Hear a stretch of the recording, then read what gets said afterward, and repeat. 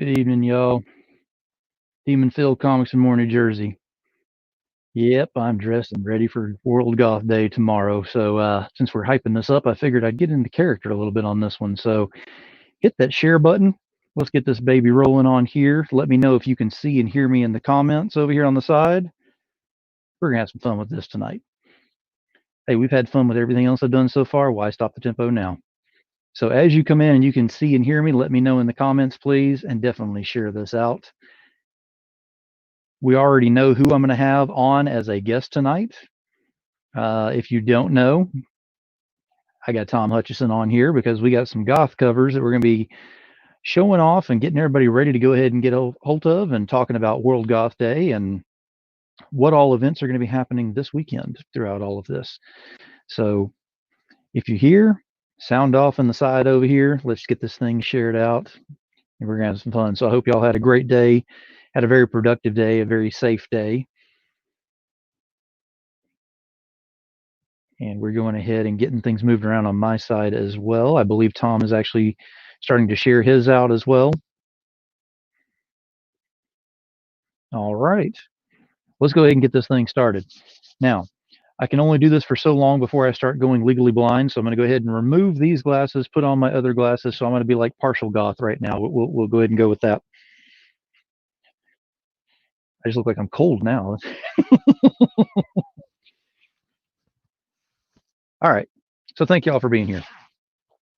So let me go ahead and start off by thanking my sponsors, because we're going to get started in this every time. So Demon Phil Comics in Moore, New Jersey, and the sponsors are Sub-Zero Mission. Everybody knows that's a big one that I go with all the time, that I always talk about. It actually saves lives. So if you don't know enough about that one, look on my page, find out about it. If you want to know more information about there and how you can help, send me a message. Please send me a message and I will point you in the right direction on that. We have Totally Rad Comics. Totally Rad Life of Violet, I believe, is going to launch the middle of next month on Kickstarter. So we'll be ready for that one to come out. We have Codex Entertainment. They'll be doing Lily the Demoness #4. We'll be launching on Kickstarter, I believe, in July. We have 183 Degree Studio, which, if you don't know that one, that is Kara Nicole and Alpha Trujillo. And right now they have Confessions of a Cosplay Diva on Kickstarter. Definitely go look that one up. And finally, we have on the list, we have Third Empire banner, which has Mojo Rising, is going to be coming out June the 2nd on Kickstarter. Get your mojo on. Oh, it's going to be a party. All right, and speaking of parties, tonight I have got Tom Hutchison in the house, and we're going to be talking about some World Goth Day, some stuff he's got going on and whatnot, and having some fun with this, and just building this up until midnight. So I am on here for 2 hours with him. We're going to have some fun, get some information out here, and yeah, we'll see what goes from there. Justin, Perry, thank y'all for being here, and thank you for going ahead and sounding off in here and let me know you can see and hear me. With that being said, let's go ahead and bring him up. Here is Tom Hutchison. Boom. What's up, Tom? I think we are ready to do this. We have devices everywhere. We have sharing happening. We are good to go. Absolutely. All right, so we got World Goth Day starts tomorrow. In case anybody is not familiar with what that is exactly, well, there is a pretty much a holiday for every single day of the year. A lot of people aren't aware that there are. So Tom, if you want to go ahead and talk about why you chose this one to go ahead and go with what we're doing.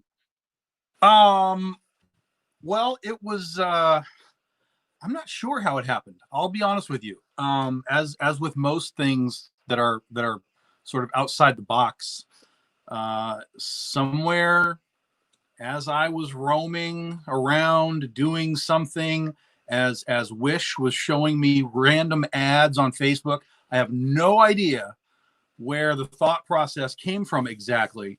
But at some point, the goth concept lodged itself in my head earlier this year, and I started trying to figure out,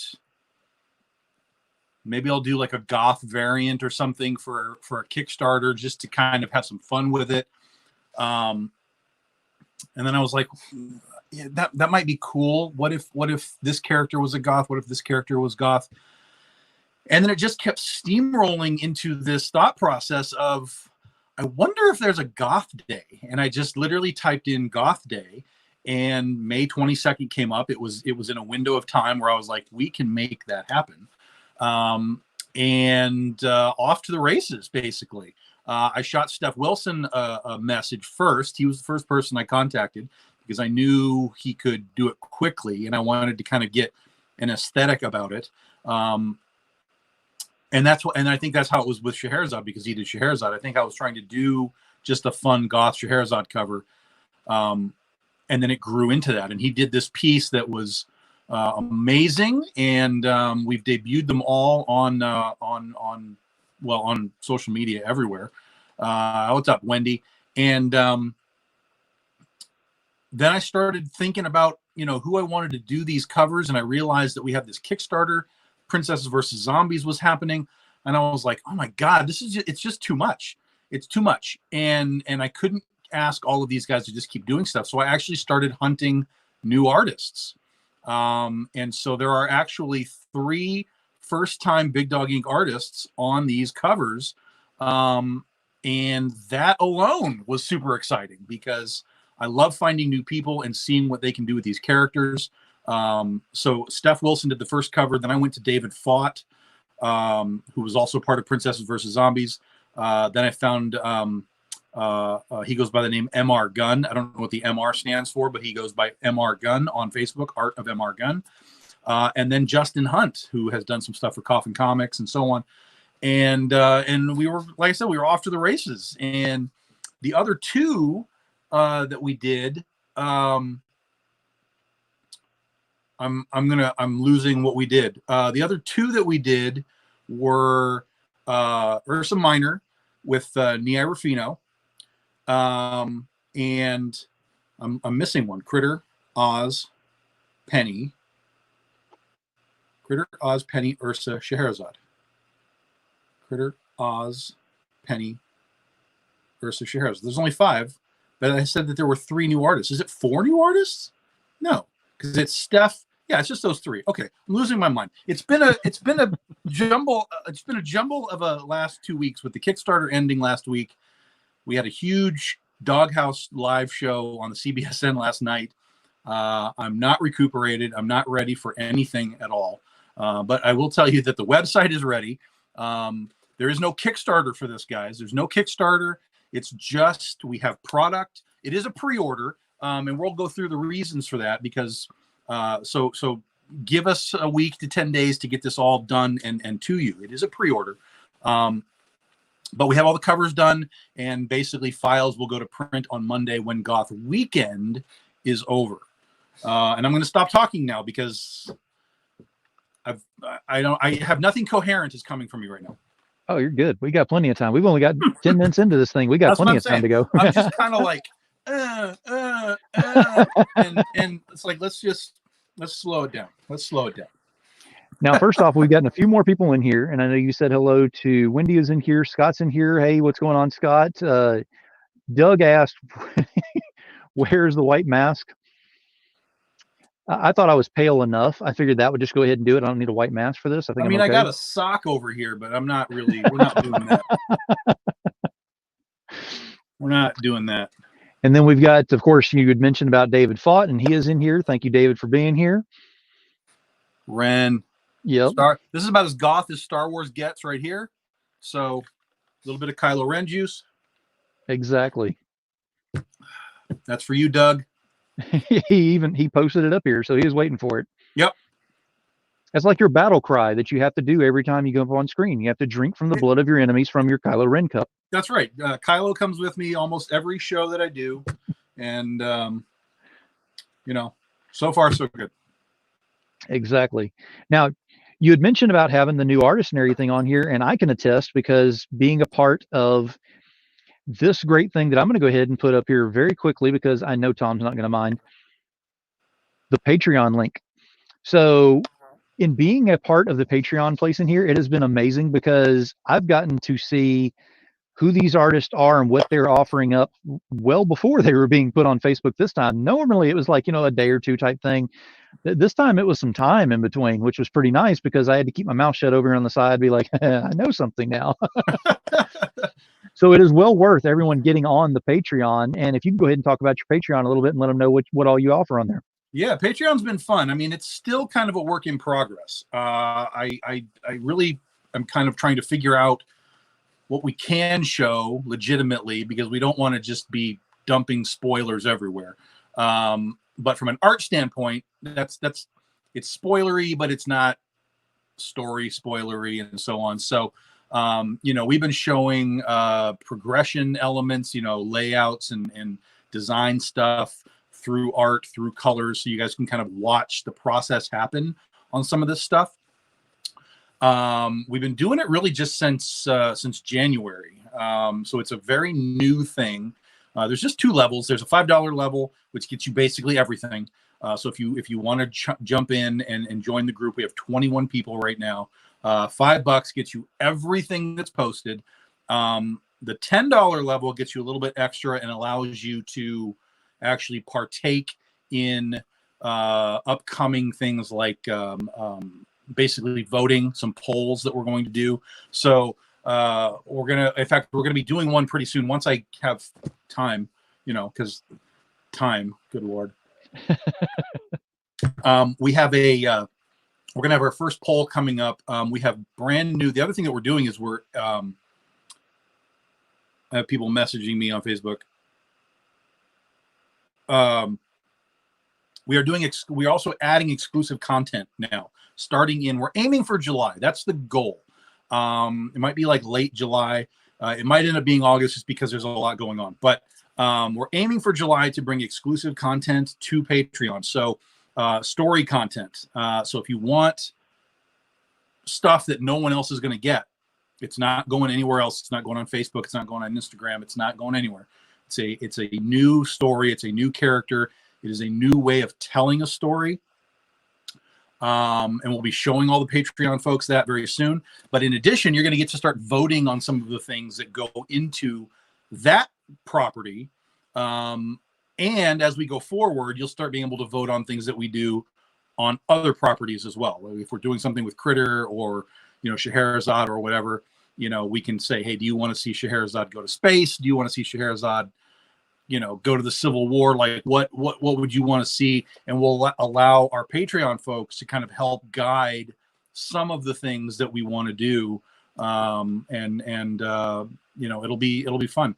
And every 6 months, Patreon subscribers will get a free Patreon variant cover. Just on us. It's just, hey, thanks for joining us for 6 months. And you'll get one of those, which means we're actually coming up on it pretty soon.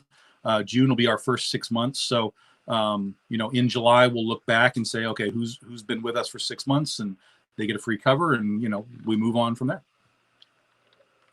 And Justin said, yes, Centers of Space Force. Space. Yeah, we actually have Space is technically our next arc for Scheherazade. It's already designed. It's already happening. It's already being written. But we did the side quests book for Kickstarter in January because we knew it would be easy to just do one issue, get it in the can, get it done, sort of reintroduce everybody to Scheherazade and remind them who she is, what she does, how it all works. And then we'll come back around and actually do that larger arc that's already been planned. It's been planned for years. We already know exactly what it is, how it works, where it goes. We just have to now find a spot for it on the release schedule because next year, I don't think there's going to be a spot because we're going to be focusing a lot on Oz next year, as well as bringing Penny for Your Soul back. But again, there's a lot of moving pieces that we have right now with Big Dog Inc., with Kickstarters, with Indiegogo potentially being used, so on and so on and so on. So Scheherazade will come back. There is a plan. It does deal with space, and far more than just that. It's a really cool story. It's a really cool design thing. How we overlap some really unique elements. Nice. David says, "Man, I'm going to have to sign up." Yeah, sign up. Definitely sign up. It is It's a lot of definitely fun. worth it. It's a lot of fun. I mean, here's the thing. If you like comics in the context of watching it happen, if you like to see how an artist starts with a rough, builds it to the lines, takes it to the inks or the colors or whatever, if you like to watch that kind of progression, then it's for you. If you like to see, I threw out some of my scripting stuff for Catnip that's coming later. Some of my just this weird stream of consciousness, like how am I writing this book, because it has to be different from everything else that I'm doing. So I let you guys kind of see where that's coming from, so you get a kind of a peek into the writing side of it. So if you like the behind the scenes part, the director's cut stuff, the you know, that kind of thing, then this Patreon is for you. Now, what is it going to evolve into over the years? Who the hell knows? But for now, it is all access, behind the scenes stuff. Like I said, we're about to drop this new exclusive content for you guys. We're going to start showing you what the summer is going to be for Kickstarter, because we have shifted our scheduling. We're doing something a little bit different because of our 10-year anniversary. And you guys on Patreon will start to see the first glimmers of those things. And then, you know, away we go. Exactly. You have to excuse me. I can only wear that thing for so long down here. It's actually a little warm. Yeah, it got to like 78 today. 2 days ago, it was 45, and Yeah. today it's 85 Yeah. or 75. It was ridiculous. Yeah, it's all kinds all over the place. Now, you had mentioned about the evolution of doing things and things changing and all. I want to go ahead and bring up number one. You know, of course, you're almost to your 10-year anniversary, which is amazing in itself. And then a little bit closer to home is actually last night was your 50th episode, which turned into a lot bigger show than I think all of us expected. It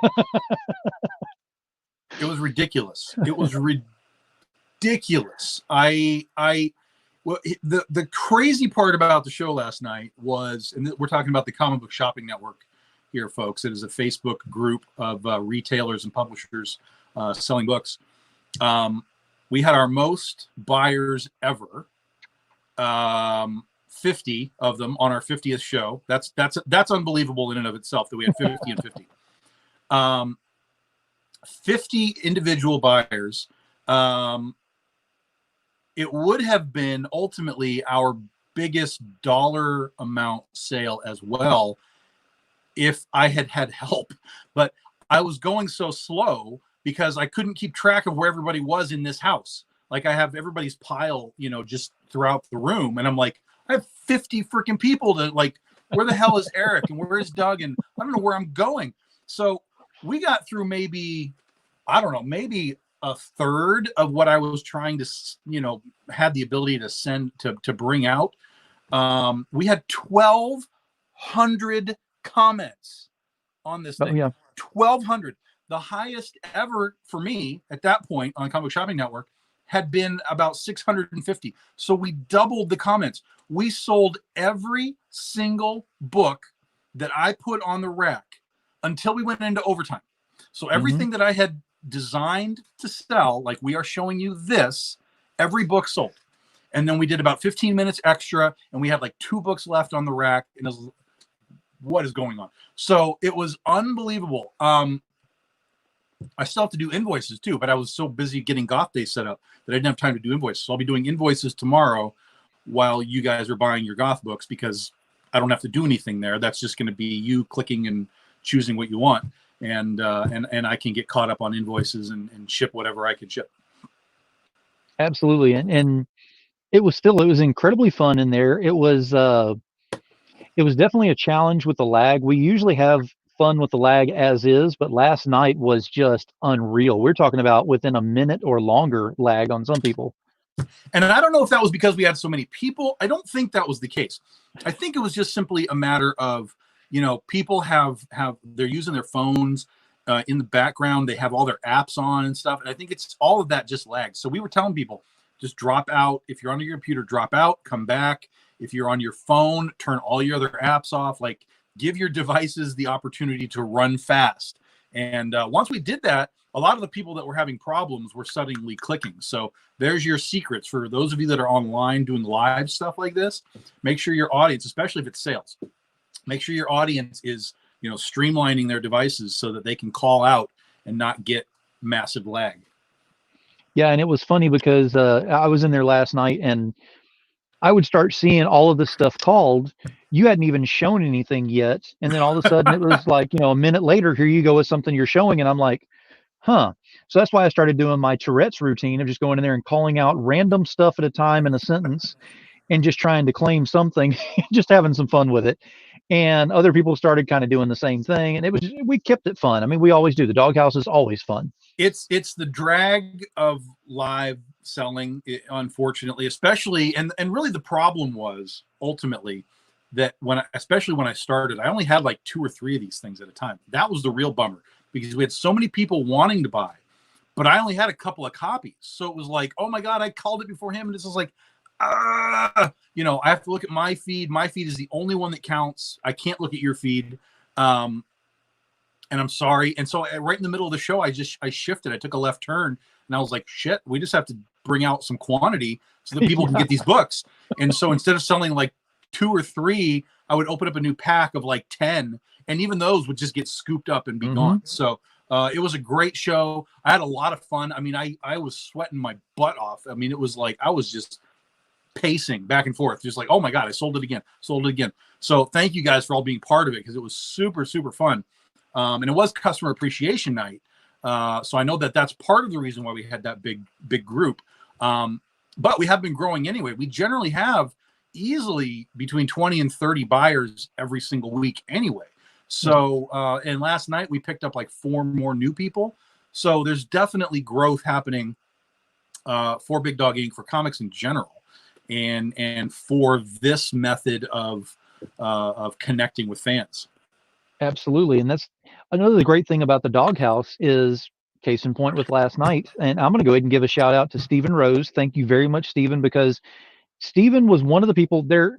Let me backtrack a little bit. So whenever things get very chaotic in there and you cannot grab something and you're trying to get something, and especially last night, for every purchase that was made, as long as it was just your first purchase type thing, whatever, then you got the 50th anniversary cover that you're not going to get anywhere else. And once they're done last night, it's done. Yep. So a lot of people were vying for that, me included, and I couldn't do it. My lag wouldn't allow me or anything. And again, I'm going to give my shout out to Stephen Rose, because he actually gave up the one that he claimed, because my claim come in late. And so I was the next one to come in and get it. And it was essentially given to me, which was great. And I appreciate that, because it's not only Stephen Rose that does that too. One thing I've noticed in the doghouse is everyone is willing to go ahead and help out another person in there. And I love that kind of community. Yeah. Everybody's watching what's going on. And some of these folks that are buying some extras, which is fine. I mean, and I know some people buy and flip them. I mean, that's fine too. Do whatever you want to do with the books. So when people have extras already and they see somebody get hosed out, we have a really great community that's just like, you know what, let him have that one. I've already got one of these things, and it's good. It's a really cool group of people. So even if you come in and you don't have a clue what is going on, just sit and watch, enjoy, talk to the people that are in there, talk to me, ask questions, whatever. But it's a fun 2 hours, especially if you're not hyper collecting. Like if there's that one thing that's coming on and you're just sitting there and you're just like, God damn, I want to get that one book, then it can get stressful. I get it. But usually we have 2 or 3, sometimes 4 or 5 of these things, and it goes a little more mellow than it was last night. Absolutely. And I mean, you talk about the hyper collecting, because, I can't think of anybody who would be in there that would actually do anything like Rob, Mayor. I'm sorry. That's, static or something on here. I don't know what that is. But anyway, no, it's fun. We have a blast with it. And the cool thing is I love whenever you can actually hear the tempo change. I'm not talking about feel it. I'm talking about hear the tempo change online whenever I can hear you off stage or off camera, and everyone else hears you going, huh, I forgot I had this box. What's in here? You can feel and hear everybody just cracking knuckles and getting ready for everything, and can't. They're like, oh, what's going on here? Yeah. And it's fun whenever you do that, because every once in a while you will throw something else out there that we're like, wait a minute, I haven't seen that since I've been in the doghouse. What's going on here? Yeah, we had some stuff on last night that just kind of popped up that wasn't like super rare, but it was definitely things we had not had for a while. It was like a couple of black and white J. Scott Campbells and odds and ends. But every now and then those really key things pop up, and it's like, I don't even know what to do, guys. It's Natalie Sanders, Penny Fearsall, go. Like, 30 seconds and it's gone. And those are rough, but it also makes the show fun because you don't know always what's going to be there. And so people tune in to see if the really rare stuff will appear. And it does on occasion, but usually the books are anywhere between $10 to $20. It's not going to break your bank. Oftentimes we'll bring in some of the low end stuff, like just the regular A and B covers that are like $4. So we try and make it so that everybody has a chance to get something, regardless of the price or the rarity or whatever. Yeah, and it is. I mean, you never know what you're going to get, and you never know how much fun you're going to have in there, because there was an event that happened last night that I know all of us caught. I don't know if you fully caught exactly the event, but you had a sketch cover for Ursa Minor that was available. I think you had 4 of them. And the first person who actually claimed it was Steph Wilson. And Steph immediately put on there, he said, there will be mayhem. So we're all waiting to see what's going to happen on your sketch cover for that. Yeah. Yeah, we've definitely had artists buy sketch covers before. Mog Park has bought sketch covers. I think Justin Hunt has bought some sketch covers. So there's definitely artists that buy them. They don't always just use them automatically. Like they'll offer it to their fans, like, hey, I've got a Critter one, or I've got a Scheherazade one, or whatever, and let their fans pick what they're going to draw, which makes sense. But yeah, that happens a lot. So I'm always excited to see what people do with those things. So yeah, Absolutely. And now, as far as the BDI lineup that you have of all the different books you've got and everything that you've currently gotten, do you feel that there's one that gets more attention than another one, or is it just based on the tempo of when they're released, or how do you feel about that? yeah, it's all different now because everything's Kickstarter and direct sales versus retail market, because the retail market is very different from the general market as far as sales go. Scheherazade was always our number 1 selling book in retail when we were in stores. Then Oz, and then Penny for Your Soul. Like those were the top 3 in order: Scheherazade, Oz, Penny. When it comes to Kickstarters, Penny is number 1, like hands down. Princesses versus Zombies is now number 2. This is now number 2. And number 3, I believe, was Oz. And then Scheherazade was right below it. So our best-selling retail book is our 4th best Kickstarter book. Figure that out. I was going to say, how do you attribute that was actually the best one in retail? That I don't understand what's pushing that one. Sales numbers were just much higher. Our orders for Scheherazade were usually in the 5,000 range, and then everything else was below that. Yeah, and was that mainly like diamond orders that they were doing, Diamond or was orders, it actual retail store orders? Yep. Okay. Yep. That's interesting though, because that's why I was just wondering, because you see so many different titles that you have. I think you have 5 current ones correctly right now, if I'm not mistaken. Well, we have really nothing is current other than Princesses versus Zombies and Scheherazade, because those are the 2 most recent things. Everything else is kind of one shot here, one shot there. Penny, we just finished up a 7-issue run. So we have 11 titles at Big Dog Inc. Any one of them could be current at any time. If I decide I want to be current on Antoinette next month, we will be current on Antoinette next month. It will just happen. But we are trying to do, because we know we have arcs that we need to do with Oz, arcs that we know we need to do with Penny, and so on. We're trying to design Kickstarter scheduling so that we can knock these arcs out. Okay. Versus, Penny, Oz, Critter, Antoinette, Lights Camera Jungle, like 1-1-1-1-1-1-1. Like with Penny, we saw massive growth because we were running Penny 1 through 7, and our 1 was here, and our 7 was here. I mean, it was just incremental growth. And so we're going to do the same thing in 2021. We're going to bring Oz back starting in January, and we're going to run Oz and Penny next year. 1, 2, 3, 4, 5, 1, 2, 3, 4, 5, whatever, and try and regain some of that momentum, while along the way sprinkling in, here's Critter 22, here's maybe a Princess versus Zombies again, another one shot, whatever. So we'll sprinkle in some other stuff, Kaiju Epic, Lights Camera Jungle, while we're doing these larger runs for these other books. That's kind of the loose plan for next year. Absolutely. I mean, you've got a lot of fans who it's almost overwhelming whenever you first start looking into BDI, because you're like, okay, where do I start? I mean, there's so many, like you said, you got 11 titles, but not all of them are current by any means. And some of them you can't even get first books for. So what do you do? So this would at least give them an option to go ahead and start in from the ground floor again with BDI. Right. And that's where doing the one shots helps too, because this is where you start. It's number 1. It's right here. Don't worry about anything else. Dive in, get your Princesses versus Zombies. Dive in, get your Kaiju Epic. Dive in, get your Lights Camera Jungle. There's one issue. Well, with Princesses, there's 2 issues now. But you're not going back 10 years worth of history to have to start with a book that doesn't exist. Like Penny for Your Soul Volume 1 has been out of print for years, and we are coming to a point where we are going to fix that. Spoiler alert. Be ready for that.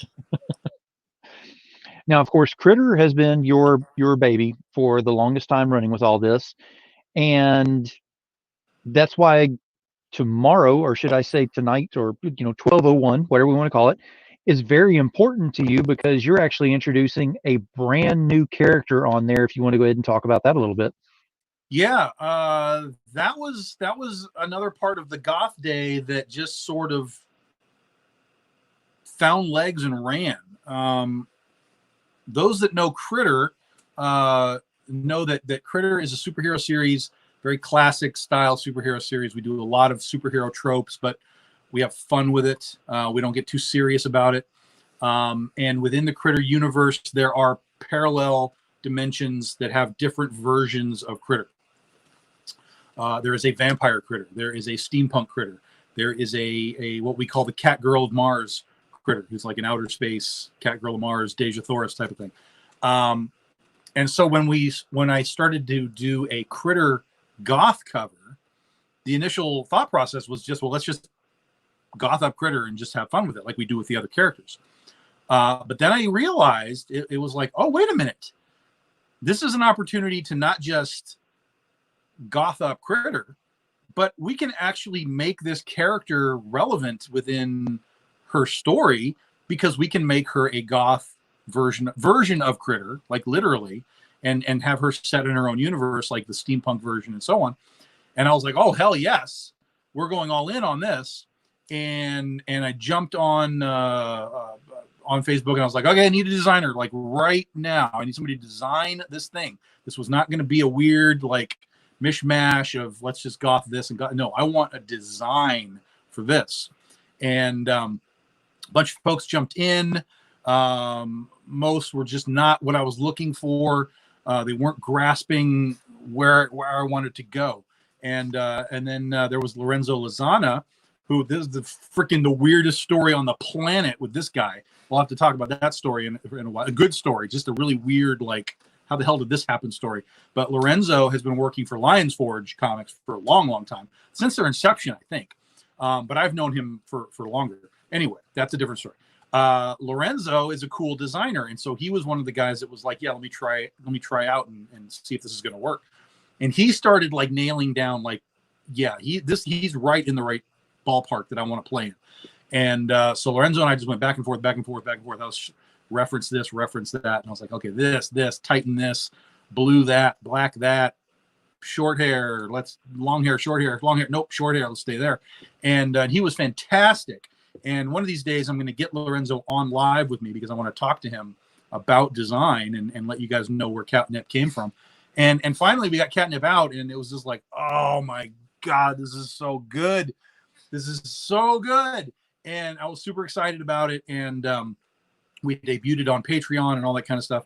And then it was like, oh dude, I have to get a cover of this like right now. Like I can't even wait. Nothing else mattered. Everything stopped. I was like, I need a cover right now. Who's going to do this cover?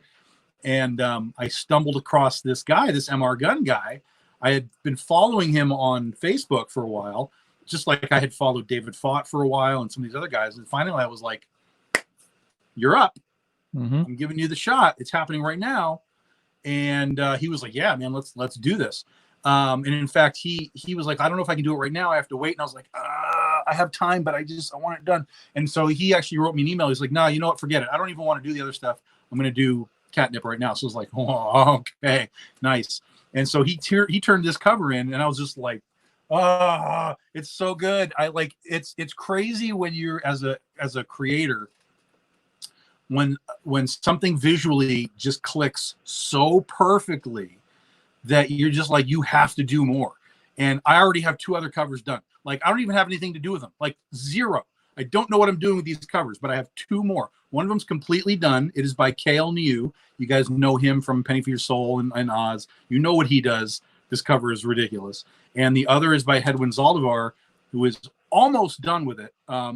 He's basically doing a final color pass, and we will probably end up doing a little bit of teasing this weekend with those, so you guys can see what's coming. But I'm so geeked about catnip, I can't even tell you. And when I posted the images, everybody else seemed to be like, oh, that's something special too. And so I think we have something there.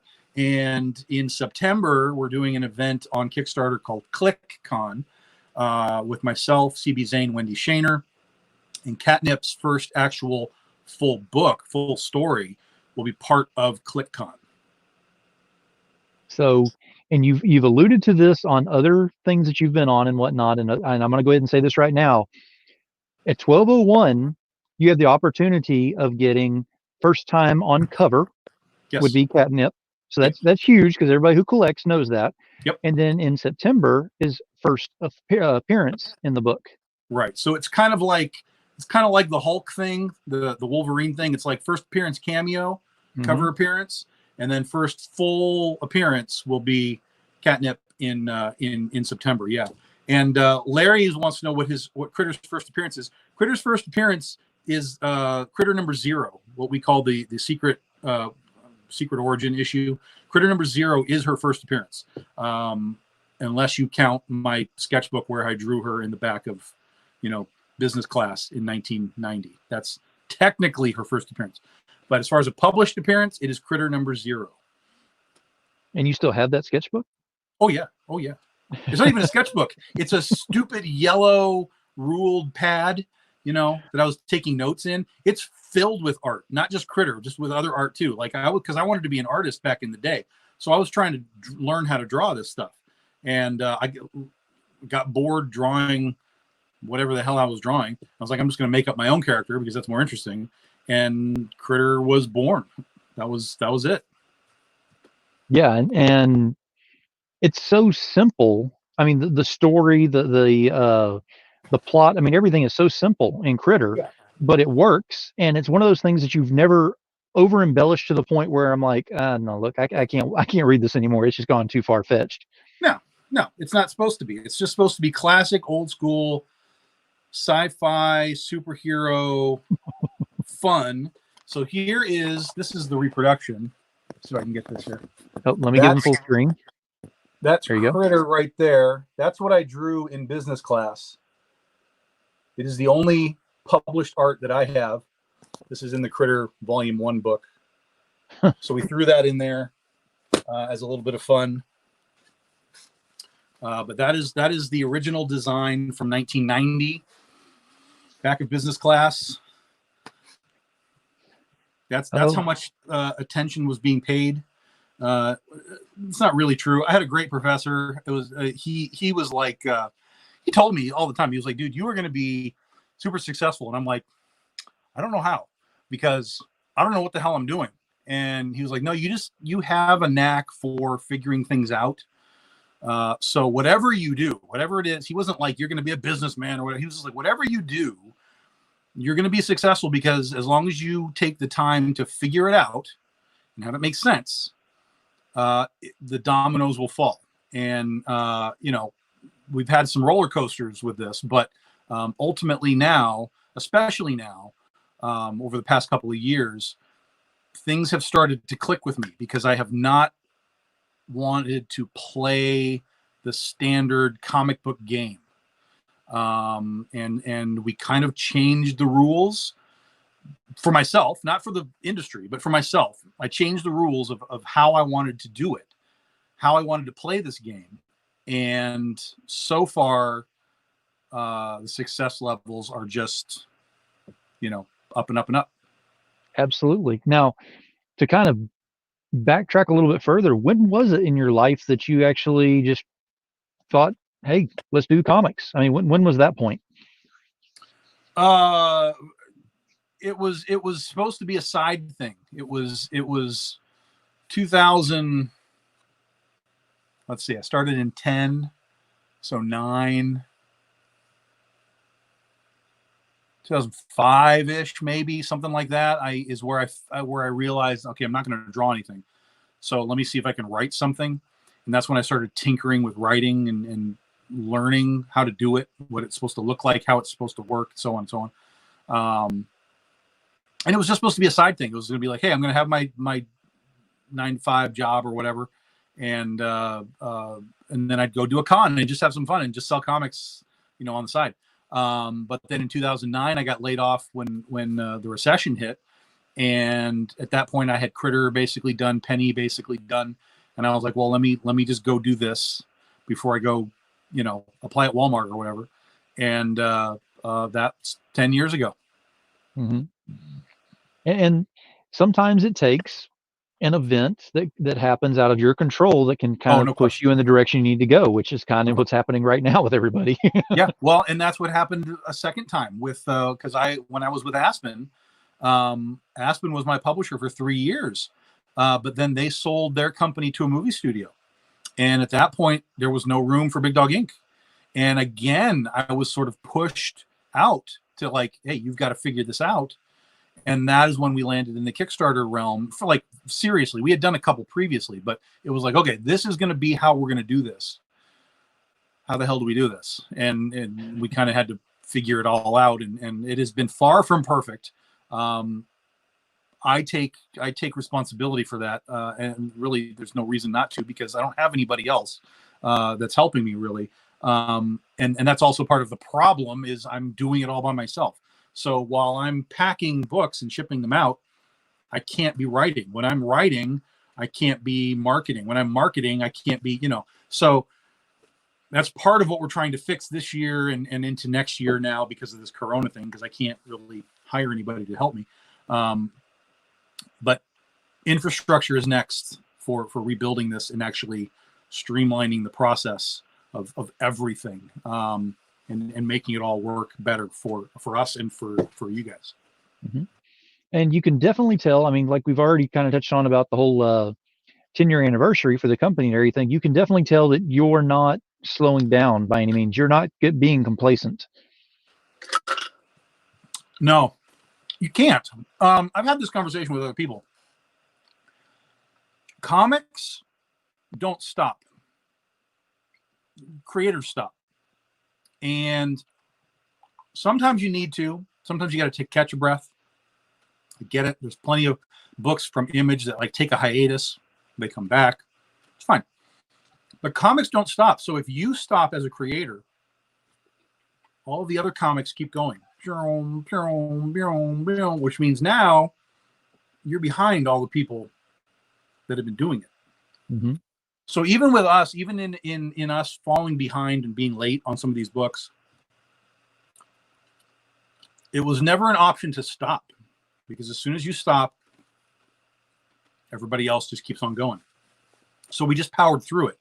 It wasn't ideal. It wasn't what we had envisioned, you know, like, hey, let's just be late on all these books. No, screw that. We don't want to be late.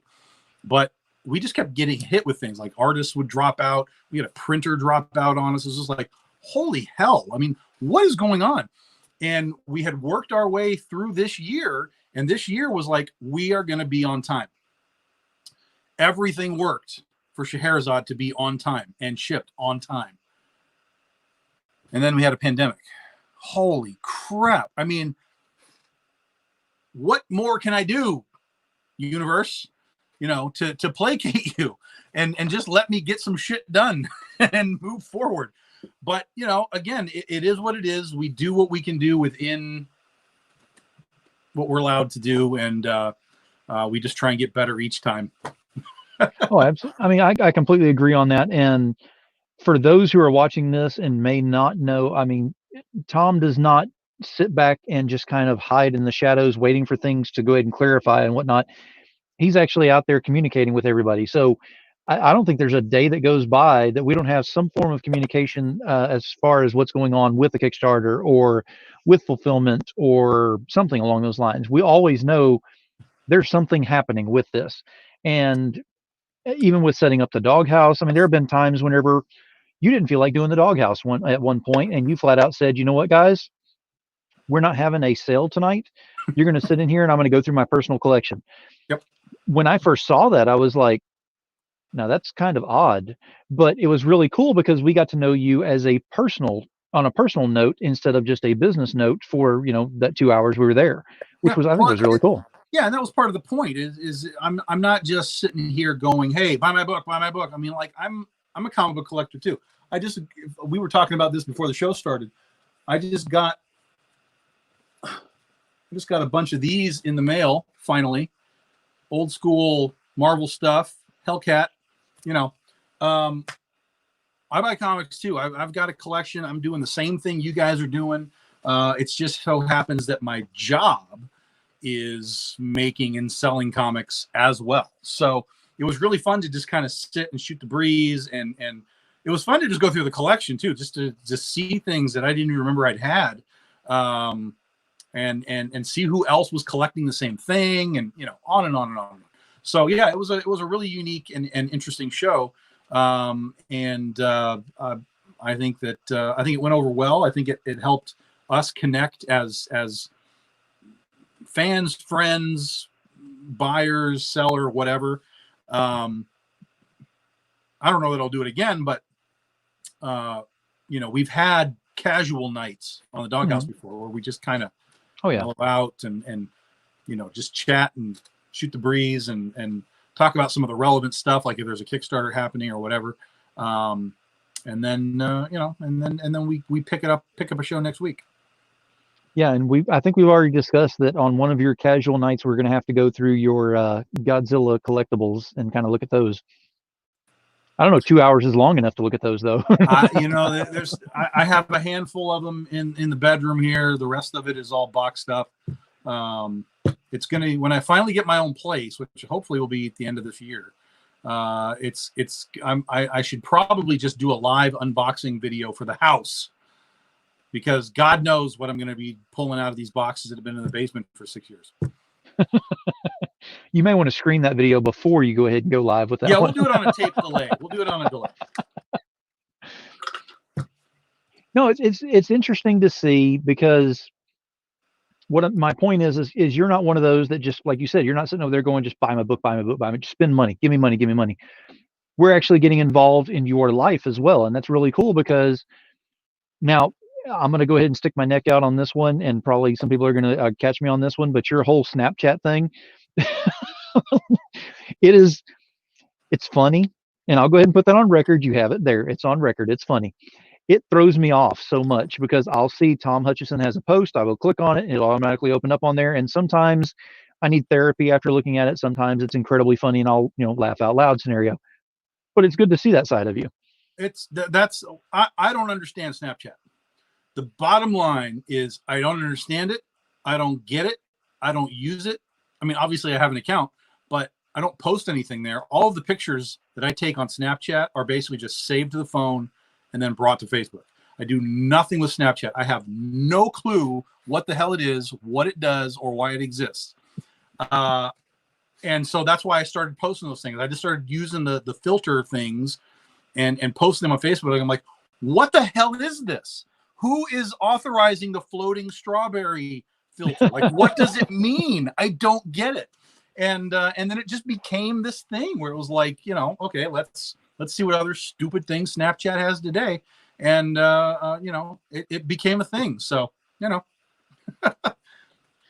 Well, that is definitely the case with that. Now we've talked about one of the covers being that it's with catnip. So we're kind of leading into, we've got just over an hour before we hit the midnight time, and we can actually physically see these things and be able to pick them up. Yeah. So the next one I want to go ahead and talk about, since Steph is already in here, if we'll go ahead and talk about his cover, which I believe is I don't really want to talk about that guy. Oh, you want to talk about that? Okay, we'll skip that one. There's we don't want to overinflate the ego. No, never. Never want to do that. We talked about him to begin with. Because he was we talked about him before because he was the first cover that got done, the Scheherazade cover. Right. He was the guy that I went to first because I knew we could get it done quickly. And it was one of those where, we talk about edits all the time with Steph and with all the artists, but that was one where really the first one that he did was right. And then he actually did another one. I didn't ask him to, but he did another one. And I was like, no, that's wrong. Go back to the first one. And it was basically done. A couple of little just setting tweaks, we made the gargoyle a little bigger and so on. But really it was a first time accurate thing. And then we just kind of tweaked details along the way. So he did a great job and it came out amazing. Sanju Nivengoon on the colors, the stained glass window is amazing. It looks really great. And just from the releases that we've done, all the teases, people have been digging on it. So it's great. Now, I've got to ask, because everyone else has probably got the same question on their minds. Is there a doppelganger of Steph? Should we be worried in this? Because he's putting out so much work so fast. We're kind of wondering if it's actually the same person or if we've got, multiplicity going on here. What's going on with this? It's like he's got like a ghost artist, just somebody else. Somebody's just in the basement just drawing while he's on social media. Yeah, that's probably true. It's probably accurate. Yeah. When he says no sleep in comics, that's just code for, he's making another clone somewhere. Yeah, that's the GIMP doesn't sleep. He sleeps fine. It's the GIMP drawing doesn't sleep. Mm-hmm. Exactly. Yeah, I see his work in a lot of things, and that's why whenever I saw that it was actually going to be part of this, and like you said, it was one of your first ones you did, but it was the last one that you showed. Yeah, it was the last one that was showed because we wanted Sanju to color it, and it just took forever for Sanju to get to it. So that was what happened there. Otherwise, we would have debuted it earlier, but it just happened that in succession and with getting into Sanju's workload, it just ended up being the last one. But, Sanju knocked it out, got it done, and we are good to go. Absolutely. Now, I got to bring this up real quick because, Justin, you're making me sad over here. I haven't had pork roll in a while. So, yeah, we got to get some of that over this way, too. He knows over here in Jersey that's a thing. Oh, my Texas twang is going away because I'm actually pronouncing it thing instead of thang. I've been here too long. Thang. That thing. So, we've got Scheherazade there. So since we're going ahead and bringing up about Justin, let's go ahead and talk about his cover. Justin was, Justin was what I tell everybody to do. Justin was a guy who I had put out a call for something. I don't remember what it was at the time. Might have been a cover, might have been something. I don't know. Anyway, he sent me his samples, and for whatever reason, it didn't vibe for whatever it was that I was trying to get done. And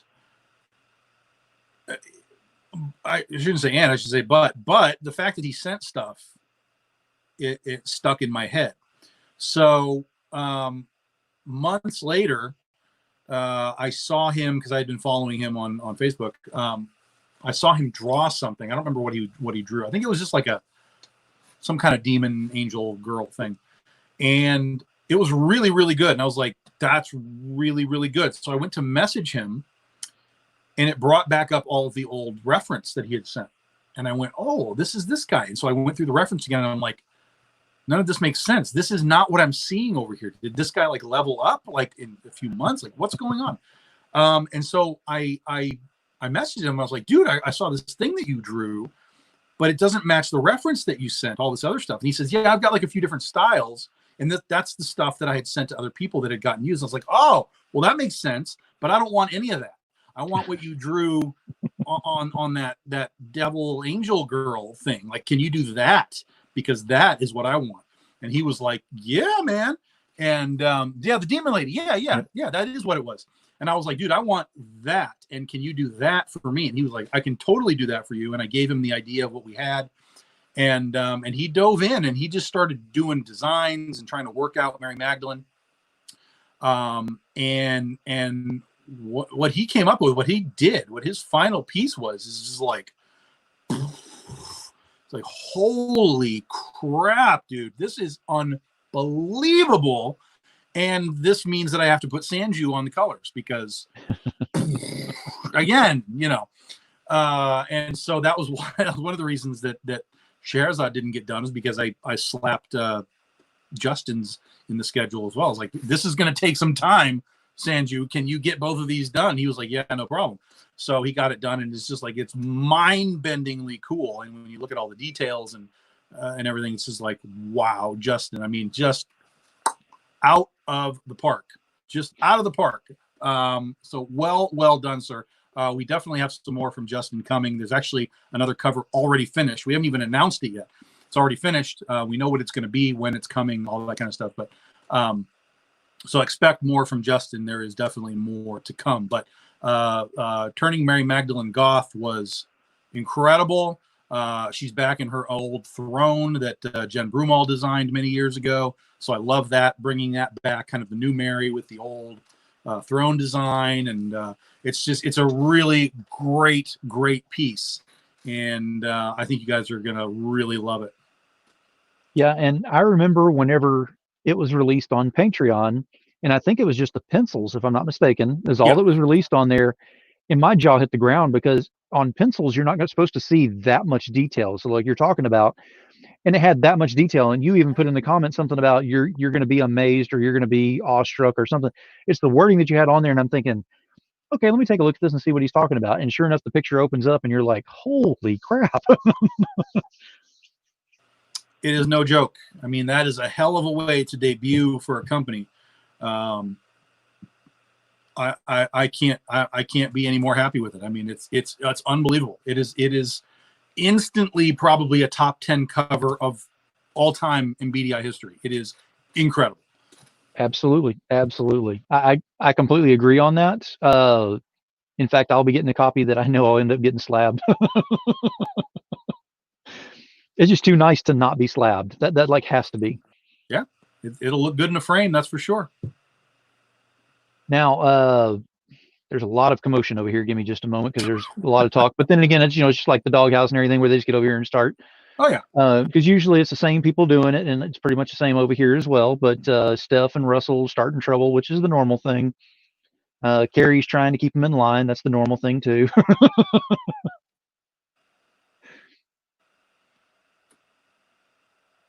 Oh, here. This is what Steph's upset about. Justin bumped me on the schedule, and he has pork roll. Yeah, I know. That's just putting salt in the wound.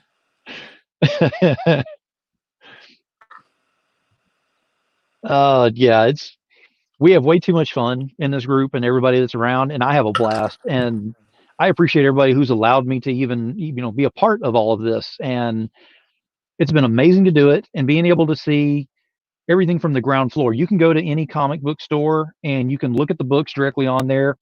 And this is a whole new level of wow factor to me, because what I can see in an LCS, yeah, it gets your attention and you want to either buy it or you don't.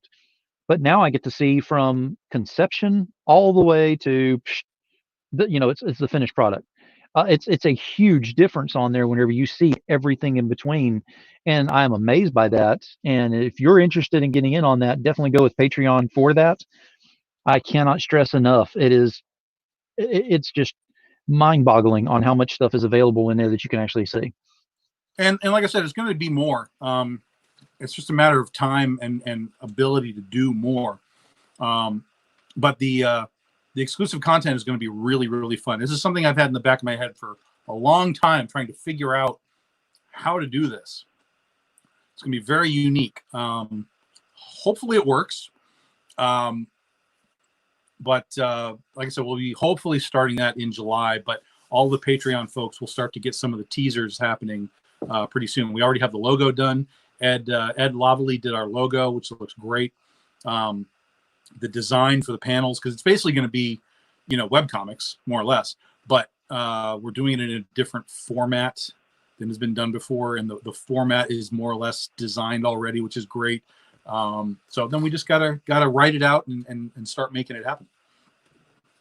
Now, we've mentioned 3 of the artists so far. We have 2 more, and we'll get to them.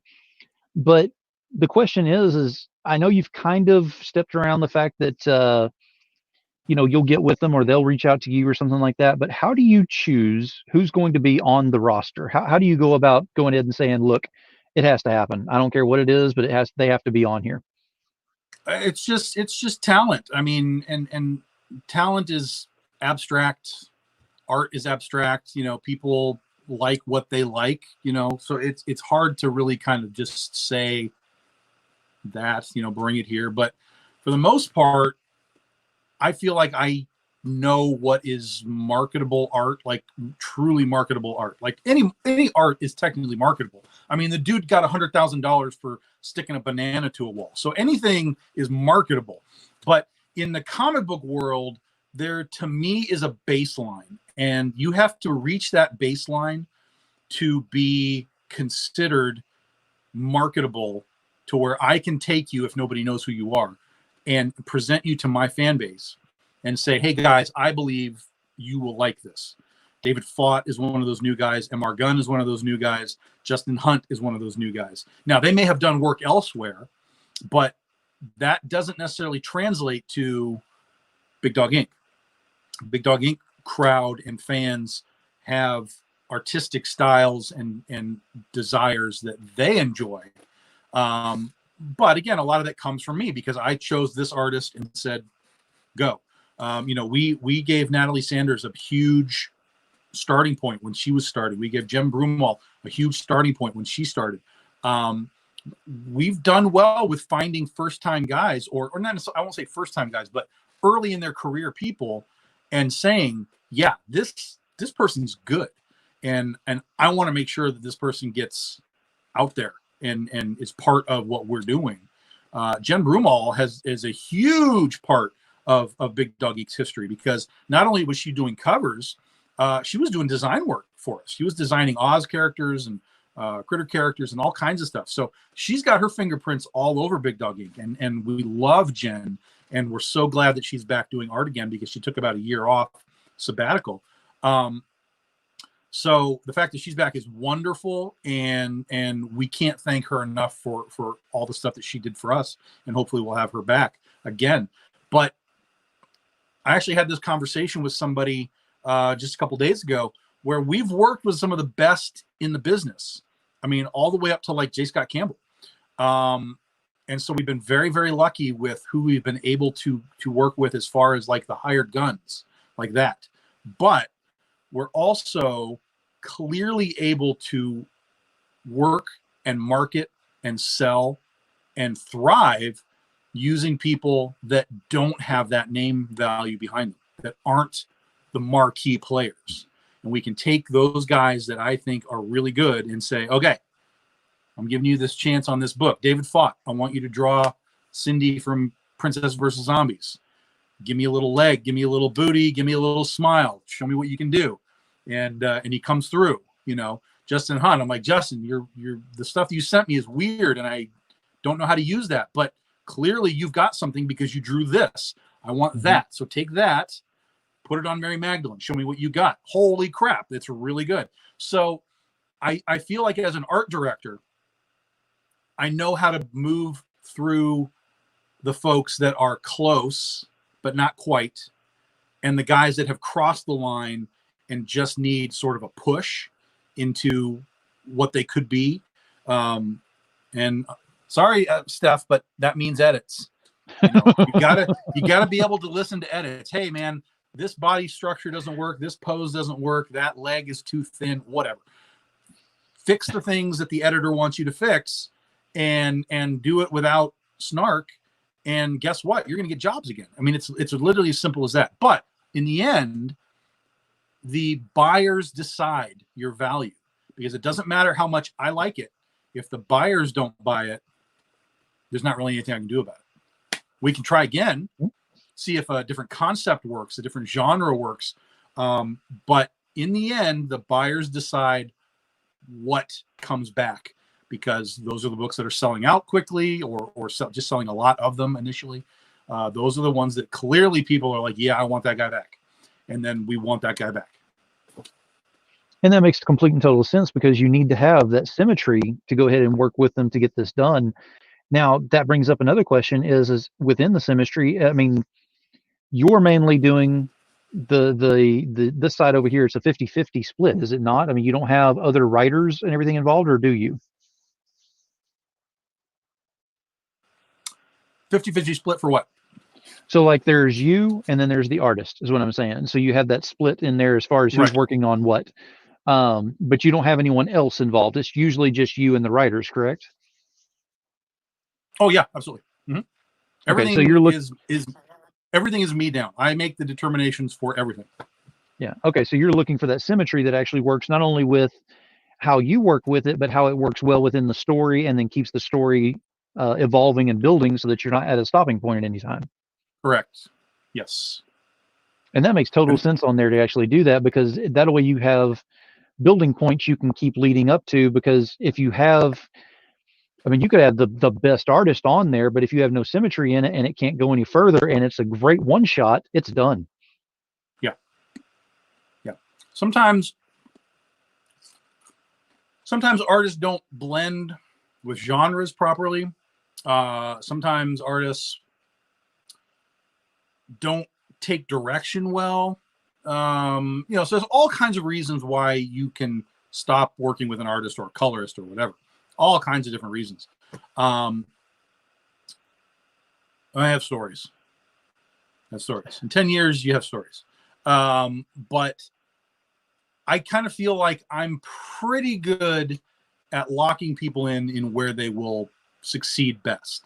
Like, I'm not necessarily going to give David Fott a run at Critter, because I don't think his style will necessarily mesh, unless I have like a kind of a dark superhero, like, or a villain or something, maybe in that realm. But I think that he fits in the horror world, darker side of things. That's why he did Princesses versus Zombies.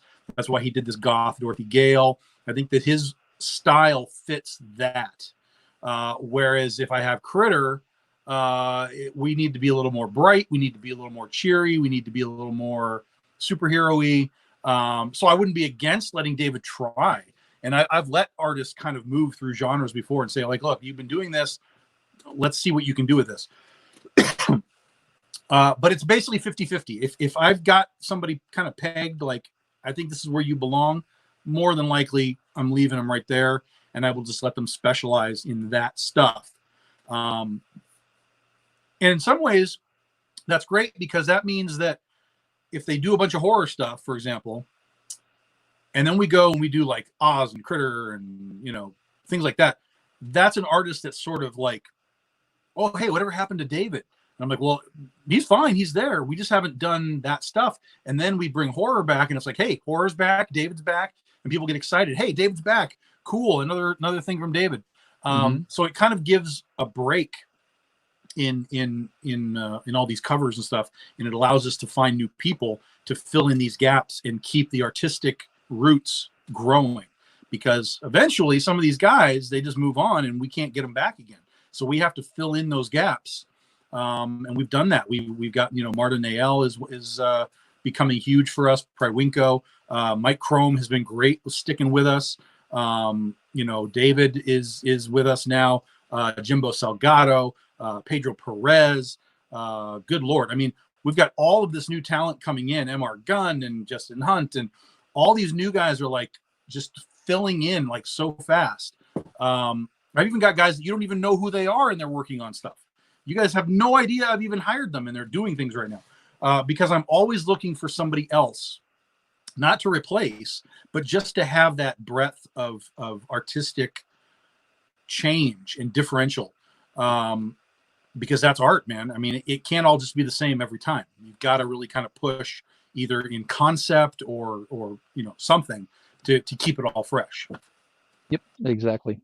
Now, you mentioned about David, so I mean, his cover was not what I was expecting, because David being David and being so into the horror stuff and everything, whenever I saw his cover, I was like, that doesn't look like his style. That's really cool. I like how he actually portrayed the look on there, gave the feel. It was a very it almost gives it an eerie feel to the cover without being, blatantly horror. It's very subtle in how it does it, and I like how it was done with that. So if you can kind of talk about a little bit about his. Well, his actually, he kicked me some rough stuff, and I didn't really go for any of it, except one of them that he had her sort of like a bar girl. The pose was all wrong, and I was like, this doesn't work. But because he had done the bar girl version in the rough, it triggered a memory of mine where we had a cosplayer, Victoria Page, who did a cosplay version of Dorothy as a bar girl, basically. And I was like, oh my God, we could do that. We could take what Victoria did and sort of modify it for this goth version. And I showed him the picture of it, and he was like, oh my God, I am on this. And he came back with some redos of what we wanted. And I was like, yeah, this is going to look great. And so he started piecing it all together and doing all the bar scene and everything. And it was just kind of piece after piece after piece after piece, and change that, move the leg, change the costume, fix that, whatever. And it came out fantastic. I again, just like his Princess versus Zombies, I love it. It's so cool. And same colorist for Princess versus Zombies is Elenia DiNapoli. She came on and colored the Dorothy Gale goth cover, and it just looks incredible. And it's not, it's Dorothy, but there's no blue in this. Normally, right, when we do Dorothy, there's a little bit of blue, but in this case, we kept it all ruby. So she's got the ruby shoes, the ruby gun, sort of the ruby bustier thing. We kept it all ruby. I think she has like a blue ribbon on her arm. That's the only blue that we have. So that's kind of the only sort of weird character discrepancy. But I like that it's all red. Like it's all the same, basically. And red and black, because Dorothy, in our costume, or in our book itself, Dorothy is the witch of the West and East, which means she has red and black bullets. So it really kind of puts all of the things together properly, the way that we want it, and presents her in a completely new format, genre, whatever. Mm-hmm. And it works. I mean, like I said, it gives that just a little bit of subtlety in there to where it gets your attention. It draws you to it. You want to pay more attention to what's going on. You have that feel of something is different, but I can't figure out what it is, but it looks so good I can't turn away, if that makes any sense. Yeah, absolutely. So it's definitely worth it. Now, we're about 45 minutes away from doing the official unveiling of the website, and you can go over there and get your books and everything while they're available. Want to go ahead and point out that what happens in the first 24 hours if you get your books, because I know they're available this weekend. Yep. But if you get them in the first 24 hours, you have something special. Yeah. So the first 24 hours, there's two things that are happening. The first is anything that you buy, any of the books that you buy, you're also going to get a holofoil trading card that is just like we did with Princess versus Zombies, although these are metal, so a little bit different. These are going to be holofoil. It is a trading card that are called COAs, first day COA. It is not a certificate of authenticity. It is a certificate of awesome, because you guys were there in the first 24 hours to nab these books. You're getting that bonus item just automatically. And when you go in and you see the books, the trading card, there's a little picture of the trading card as well. So you'll see that. So as you're buying, you will see the picture of the cover you're buying and the holofoil card that you get. So it's midnight to midnight, midnight tonight to midnight tomorrow, and then the cards are gone. There are no more cards. Any of the books that are remaining will still continue on through the weekend, but the cards will be gone. So if you want the COA, first 24 hours. Now, the other thing that we have in the first 24 hours, is holofoil versions of these covers. The holofoil versions will be printed to order through midnight to midnight. So if we get orders for 27, we're making 27. We'll make more than that because the artists are going to get comps and all that kind of stuff. But whereas the regular books are limited to 100 copies, the foils are just however many get ordered. And again, at midnight tomorrow, Friday night, the foils will be deactivated and you cannot buy them again. So that's our first 24 hours. And then come Saturday, we have something being added Saturday, and then they will be single day only. And then Sunday, we will add our final item. So it is World Goth weekend, but we do have the first 24 hours as well as the second 24 hours as single day items. And that's a lot that's going on with that. And for anyone who's watching this who is not familiar with BDI and not familiar with their products and how the collectors generally don't want to sell them or get rid of them by any means, I'm telling you right now, when these things are gone, they're going to be next to impossible to find. Or if you do find them, you're going to pay for them. Yeah, I mean, being limited to 100 is already super low. I mean, that's just think about that. That's 100 people. We had 50 people buy stuff last night on our live show. That's half of the books gone. So just being 100, that's already super limited. The foils and the extra stuff, anytime we do printed to order, that stuff goes into people's collections. It does not come out. Or if it does, you're paying hundreds of dollars for that stuff. So, we don't want to be here just being like, come shell out all your money and empty your PayPal. That's not the goal. But if there's something that you think you want that's special, like one of these foil covers, get the damn foil cover, because when you see it the next time, you're going to be talking about $100 a shot, $200 for some of these things. And we have, this has happened multiple times now with Kickstarters. We had Oz and we had Princesses versus Zombies. They had exclusive books to the campaign. Scheherazade as well. And when the campaign was over, I had messages. Oh, I missed it. How do I get that? You don't, because they're exclusive to the campaign. Again, the artist might have some comps, but even in that situation, you're talking about 5 to 10 copies, and they're going to be expensive. So there's no reason to wait. There is no reason to wait. On a Kickstarter, there's no reason to wait. Yeah, we don't do anything. We finish in a month, sure. But with Princesses versus Zombies, we had 2 reward levels sell out in the first week. And so if you're waiting until the end of the campaign, and then you're like, oh, how do I get that Mirror Carl Liversidge? You don't.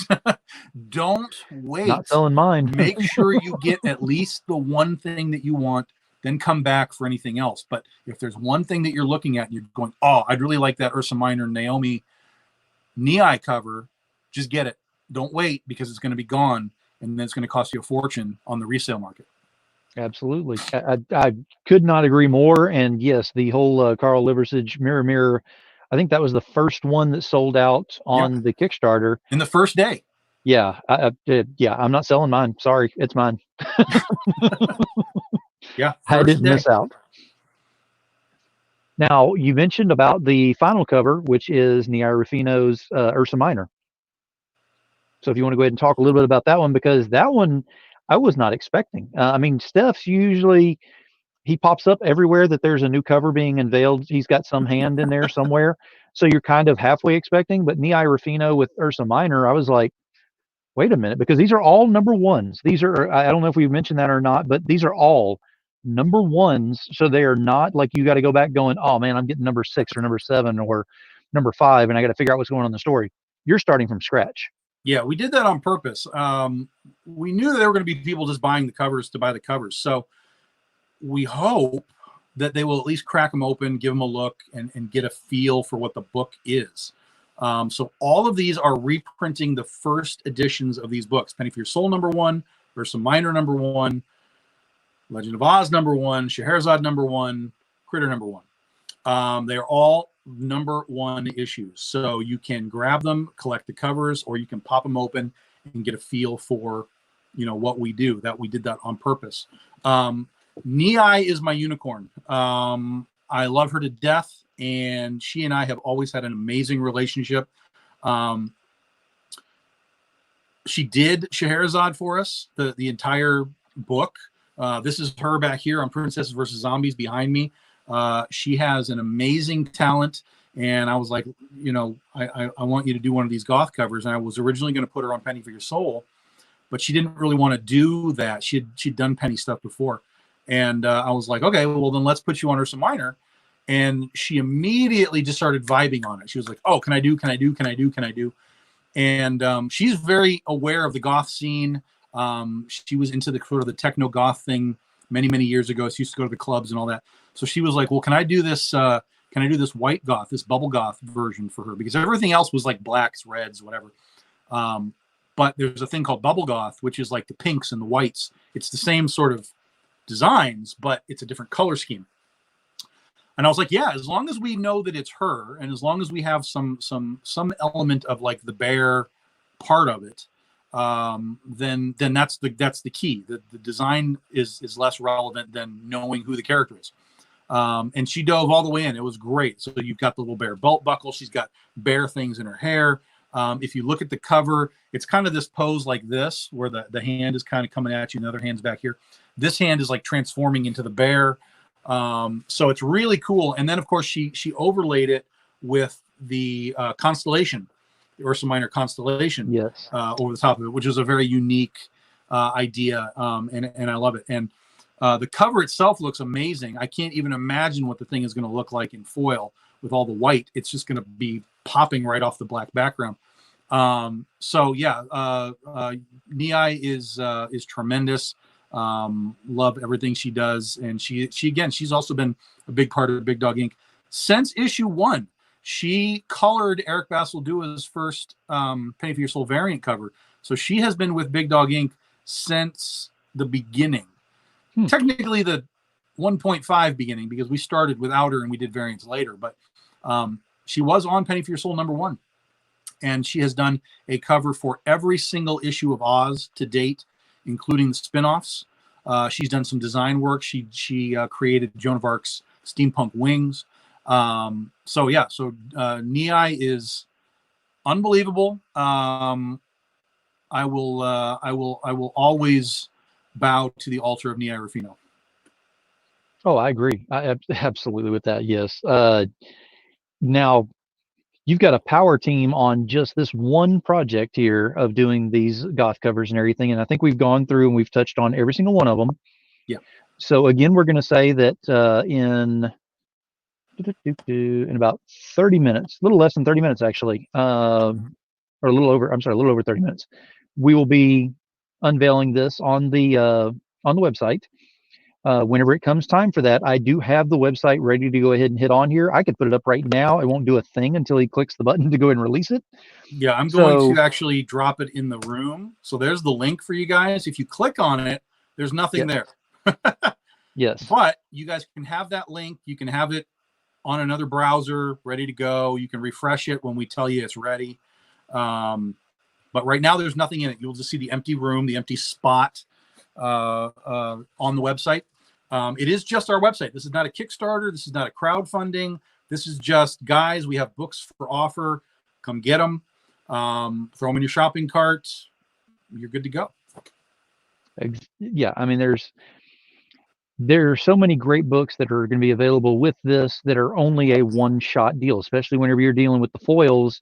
You don't want to miss out on that. There have been so many times on the Doghouse, Tom will accidentally find something in a box and he'll be like, wow, I didn't even think we still had this up here. And everybody gets excited and they start yelling out claim, claim, claim, claim, claim. And then he goes, you do realize this is like 150, this is 175, whatever, because it is so rare. And we're all kind of sitting over there going, yeah, let me take that claim back a little bit on that one, please.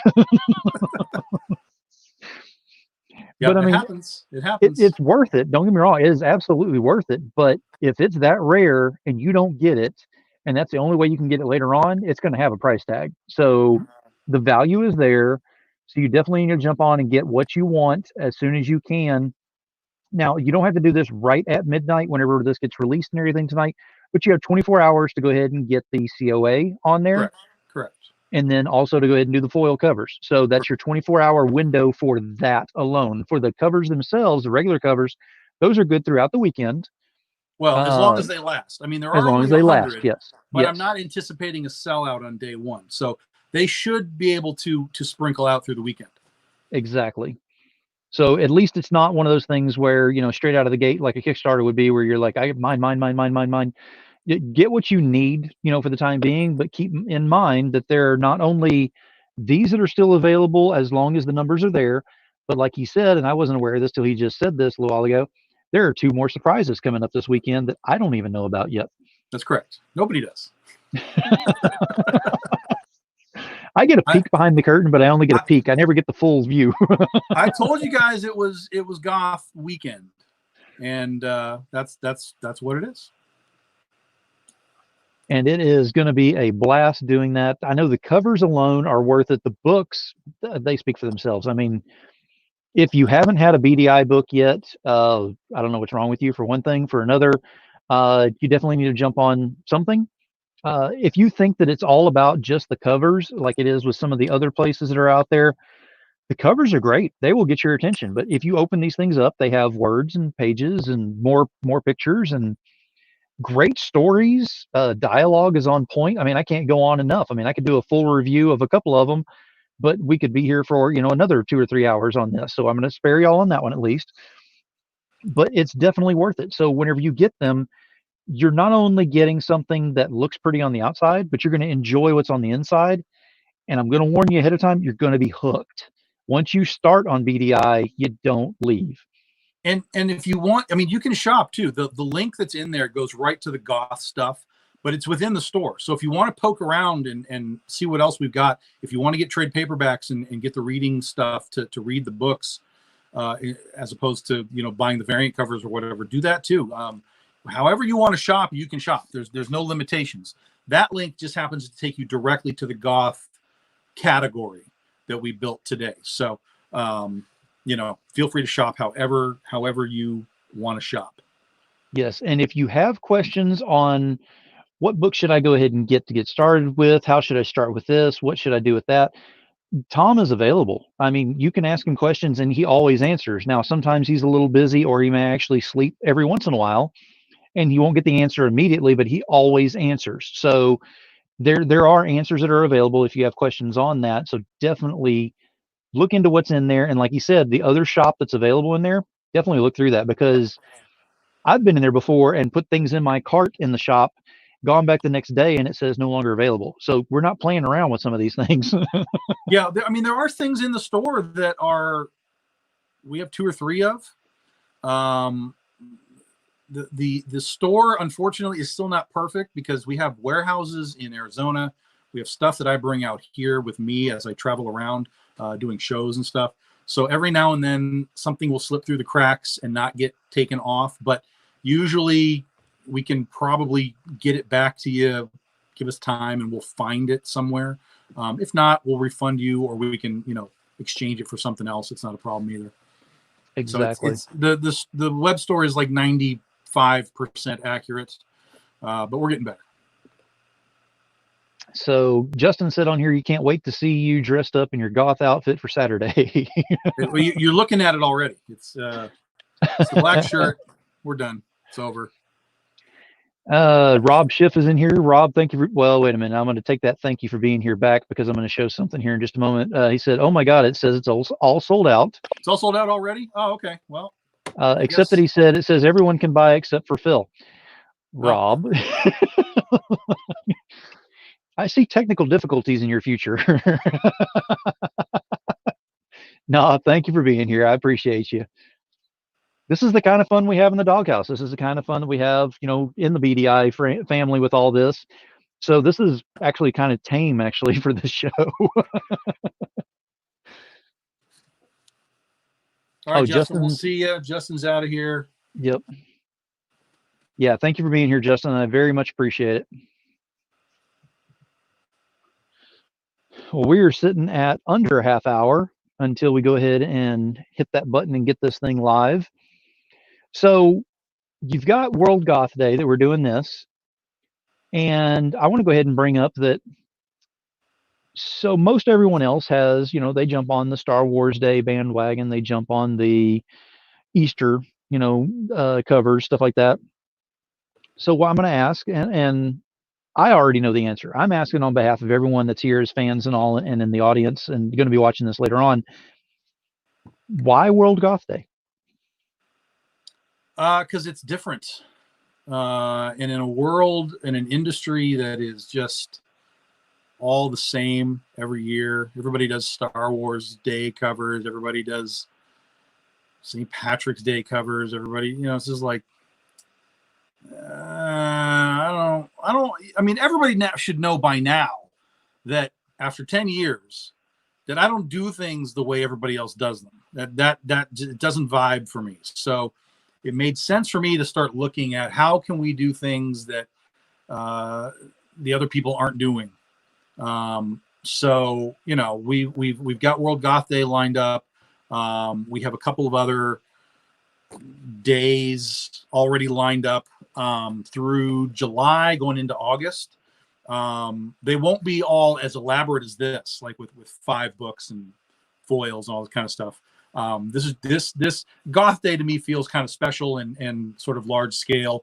Whereas, there's other days like, I mean, if you look on the calendar, there's days for everything. There's Hot Dog Day, and there's, go to the beach day, and there's, whatever. There's Talk Like a Pirate Day. There's a lot of nonsense out there. But there are some things that you look at and you go, I can take that and I can make something out of it. That's conceptually cool. And we're going to make something happen out of that. And Goth Day was one of them. We've got a number of them that are already in the works, again, with new artists too, that you guys don't even know who they are. So we're going to have some fun through the rest of the year. And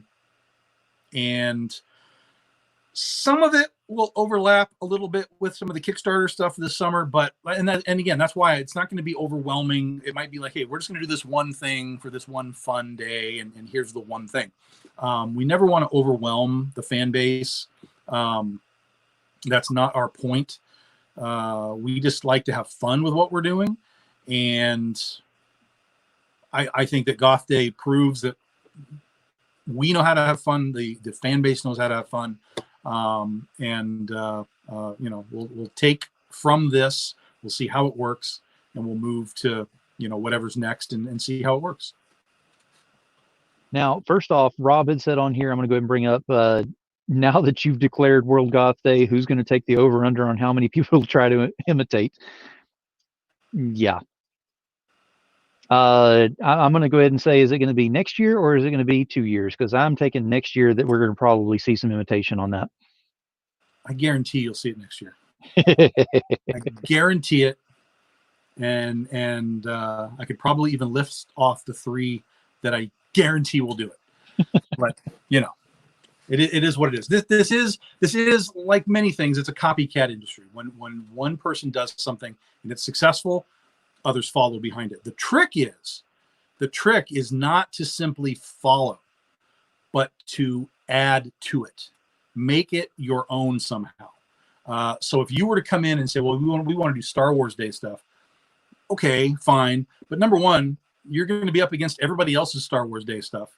So how is your Star Wars Day thing going to be beyond that guy's thing or that guy's thing or that guy's thing?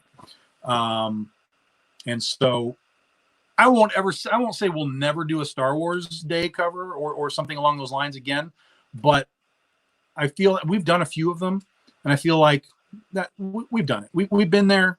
Let's move on. Let's make something else our thing. I would rather make Goth Day a regular annual thing.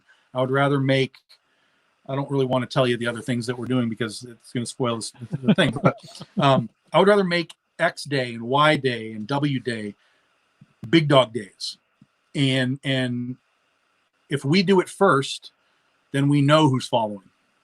And I would always rather be first than following. And that makes total sense in doing that. Now, I know I had put up here that Wendy had put on here. Rob Tom told me about the Fairy Day. Yep. That is amazing because anybody who doesn't know who Wendy Steen Shaner is does an amazing series called Naughty Stripper Fairy Assassins. Sorry, the coffee's starting to wear off. Naughty Fairy Stripper Assassins. And if you haven't gotten into that book, you definitely need to. And I think she's up to number 4 is about to be coming available here fairly soon, if I'm not mistaken. But she's Yeah, got that sounds right. And I was talking to her about Goth Day, and I was like, hey, by the way, coming up is Fairy Day, and you need to jump on it and make it your own. And there we go. well, I mean, technically, she would have 4 days that I'm sure are national holidays in there because you've got Naughty, Fairy, Stripper, and Assassin Day. So you've got 4 different days that she could have some fun with that. I don't know that there's an Assassin Day. Let's maybe over in Europe they have Guillotine Day or something, but over here, no, I don't know that Assassin Day is going to fly. Hey, it's just because we haven't marketed it the right way. Maybe so. But no, she's got some amazing stuff, and I know you don't mind me telling about hers, her setup on there because since we have just a little bit more time, I'm going to go ahead and talk a little about ClickCon because that's coming up in September, and I want to get everybody excited because we know just enough to get excited. I'm going to put it that way. I don't even know that much. All I know is that you are going to be working with Wendy and working with CB Zane and doing an online con very different than has been done before in any aspect on there, and that there will be new characters that are introduced on each of the 3 that are doing that.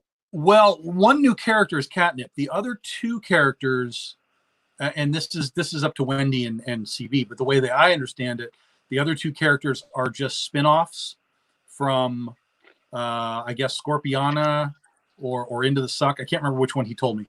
Okay. It's a character that has existed in another book, and they're going to do a one-shot story for them. Same with Wendy. It's one of the characters from Naughty Fairy Stripper Assassins that will get their own story. And then there will be Catnip, who will be, and even Catnip is technically a spinoff from Critter, but because it's going to be a parallel universe dimension story, it really will be its own standalone thing. Okay. And that sounds great doing that. And I know that the online con, and again, I'm going to go ahead and give Wendy some props on this one because whenever she did her online con at the beginning of the year, before all of the current situation that's happening with all this is before it was even thought of that things were going on outside. She did the online con and was incredibly successful with that.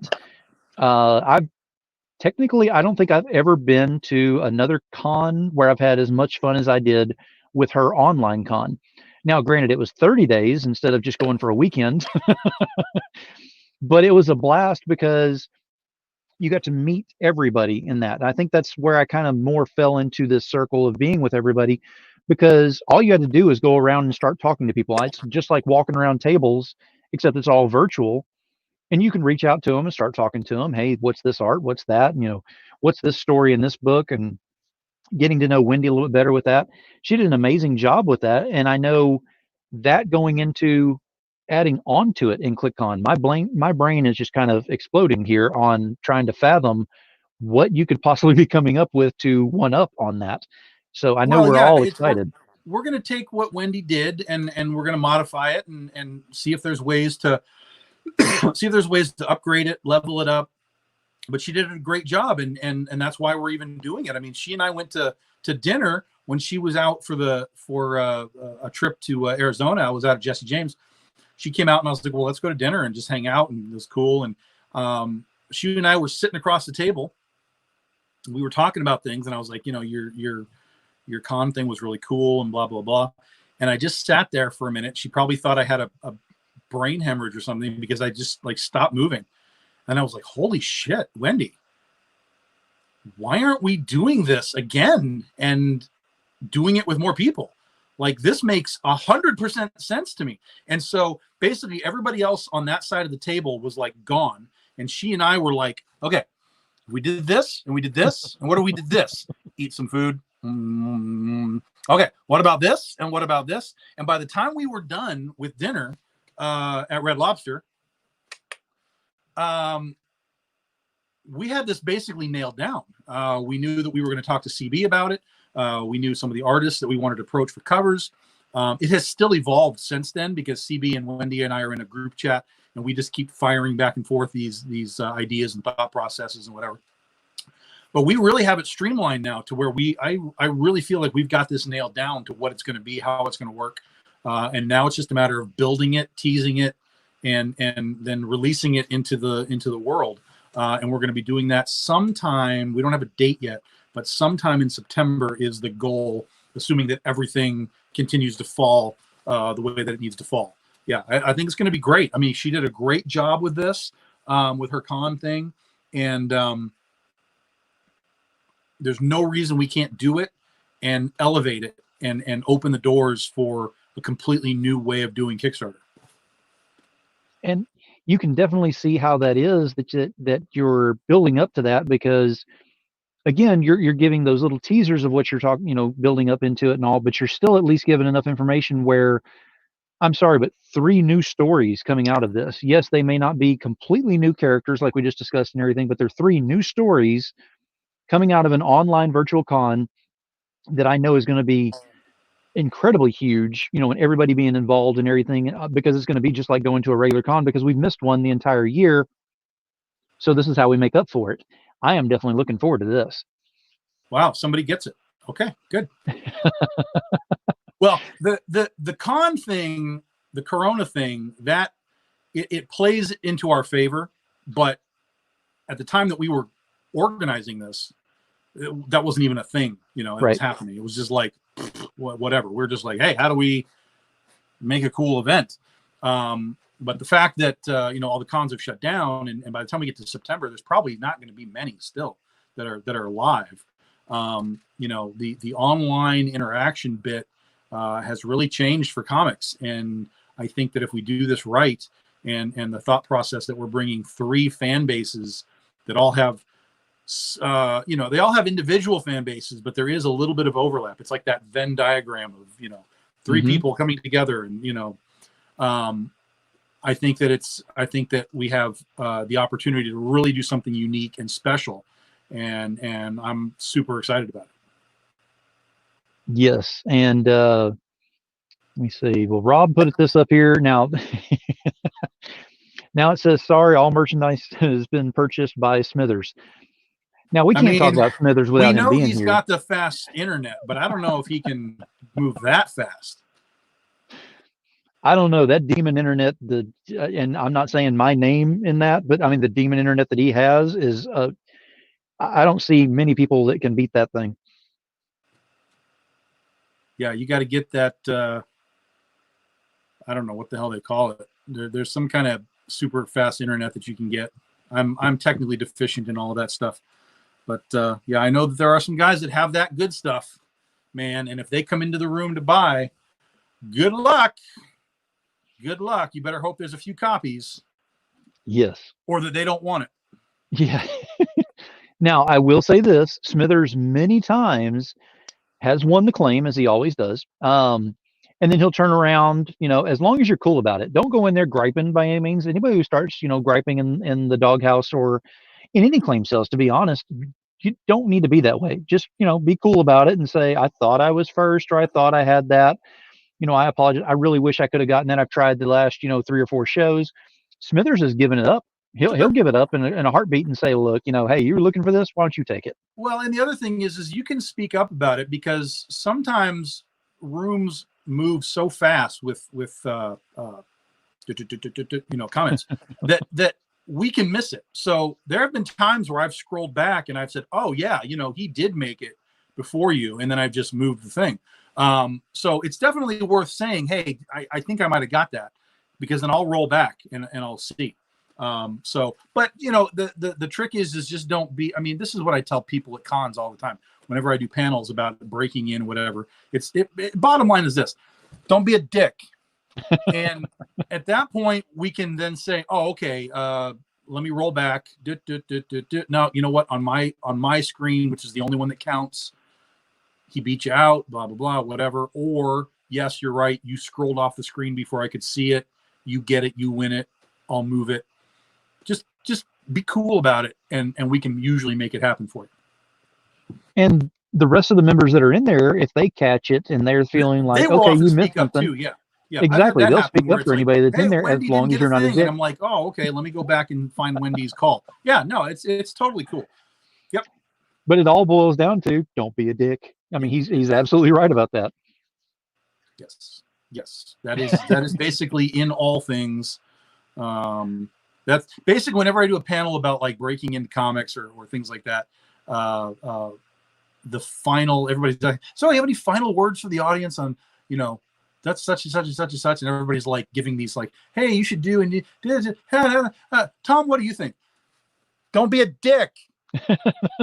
And I get a laugh and it moves on, but it's a legitimate thing. The industry is so small that if you start to look like you're a jackass, people will just bypass you. You will lose opportunity, you will lose fan base. It just doesn't matter. None of it matters. Just have fun with your social media, and if anyone's being a dick, just unfriend them or even just unfollow them. You don't have to unfriend them, just unfollow them. That way they don't, clutter up your thread. Go join groups like architecture groups and travel groups and all this kind of stuff, because then your feed is going to be filled with just crazy cool stuff. I love design, so I get all these architecture pictures of housing designs and weird castles and stuff. And it's just like, I'm just scrolling through and it's like castle, goth girl, comic book girl, whatever. And then there's like this, oh, there's a Trump thing, there's a Hillary thing. So like, I don't care. Just, oh, cool. There's another house. How did they build that house? That's so weird. Like, just, you have the ability to change your social sphere. But we're so hung up on, well, I'm friends with this person. Well, that's fine. Just unfollow them so that they don't screw up your feed. Clean it out, and you'll have a much better time. Now, Rob put up here, and I just had this up here, is that may be the first time I've ever heard Tom swear. Now, I will say this right now. The first time I heard Tom swear was whenever Penny versus Princess versus Zombies finished up. And because it was so nail biting at the very end to go ahead and finish out on the high end, when it finally finished, he let it out, and That it was hilarious. That night was nuts. I could not figure out what the hell was going on. That was an amazing night. Well, you had been so roller coaster throughout the day. I mean, you had dropped off this amount, you had gained this amount, but you were still kind of flattening out, so you really weren't going anywhere. And then all of a sudden, it just went straight up at the very end and pushed you over the amount that you were trying to get to on there to finish it up, and that was phenomenal. I don't remember the F-bomb. I won't say it didn't happen, but yeah, it probably happened. Well, I mean, in your defense, you were pretty rushed up on your soda, and I think you had Twinkies or something like that too. So you may not remember. That's true. Yeah. We crossed the 30,000 line. We had a Twinkie, a Twinkie. Cheers, whatever. Yeah. It was a crazy night. Well, what was really wild was we crossed over, and I thought we were done. Like, I thought like, oh, that was our last second thing. So I was all excited about it. I was like, hey, this was cool, great. And then all of a sudden money kept coming. And I was like, what is going on? I thought we were finished. But we had like another minute or something. So we piled on extra money at the end, and that was fun. Yeah, we were $1 short of 30K at one point. And then all of a sudden all these guys started throwing $1 in just because. Just to get us there. And then that's what I thought happened, because I was like, oh, now we're at 30,000 exactly, $30,001. And I was freaking out, and I was like, this is hysterical. And it was good. It was good. It was a good time. It definitely was. But it was fun, and for everybody who was a part of it and everything, I definitely enjoyed being there with all of y'all, because the energy level was so freaking high. I mean, I was marketing like a fool over there, trying to push everywhere that I could to get the links out there, and kept putting them inside of the thing for anyone else who was showing up, and trying to get those last minute people to go ahead and say, okay, jump on here, because we were so close. And then whenever I got to where it was only $1 away, that was killing all of us. We were like, $1? Oh, this can't happen. Yeah. I actually had another Kickstarter. It's funny because I had another Kickstarter that ended $1 over. It literally was like $31,001 or something. Very strange. It was very strange, those $1. Hey, And Sarah, Sarah, glad you got in on it. We're excited yeah, to get that book out to you. I think people are going to really dig it. It's a crazy, batshit, ridiculous, nonsense book. So I hope everybody enjoys it as much as we are enjoying making it, because it's out there. It's just, it's like, okay, we're going to write over here. We're taking it outside the box, and we're just going to run around and have a good time. now I back this. This doesn't have the meaning of life because I thought it had the meaning of life in there by reading it. No, sorry, we cut that part out. Edits. We decided to edit that part out. We Must have been decided to go with more boobs than life lessons. I was fixing to say that was Steph's fault. Hey, we can give him crap because he gives enough of it to everyone else, so it's all good. Here we go, Rob. You're right on track with this. 10 minutes, and it's time to sell Big Dog out of inventory. That is true. Yeah, this will be interesting. You know, we haven't really done anything like this before, where we've had this lead up time to an online sales event. We really just haven't done it. And again, it's one of these things where it's just the evolution of what Big Dog is doing. It's the evolution of the industry in general. This is certainly not new. Other companies have done this type of thing, but for Big Dog, we've never done it before. So it will be very interesting to see the results. I mean, I'm not worried about it. This isn't a situation where it's like, you know, I think it's going to tank. I mean, we definitely have some fire behind it. And I think people like what it is, and hopefully we'll get some people buying that, again, maybe haven't bought these. There was actually somebody on the post somewhere, I think it was on Steph's post, who was like, hey, I've never even bought these books before. I don't know what they are. You know, is there more of them, whatever? And we were like, yeah, man, go to the website. There's trades, there's single issues. Like, we can hook you up and make sure you can read this stuff in addition to just buying your variant covers too. So there's definitely interest in what's going on. And again, that comes back to being something different. This goth thing definitely clicks with people in a way that I didn't know if it would or not. But people are having fun with it. People like the catnip design, and they're excited about the new character. And you know, I've done what I can do, and the rest is up to you guys. You determine if this is a failure or a success, and then we move on to what we're doing next. Agreed. And Rob put up here they have, but Tom, you're finding new ways to make things work in this new norm. I could not agree more. Well, you have to. I mean, if you're just sitting around waiting for things to go back, or if you're waiting for everybody else to figure it out so that you can follow, again, you're following again. You can't be following. You have to do everything you can to make whatever it is that you're doing stay ahead of the wave. And that's very hard to do. It's not something you can just wake up in the morning and be like, aha.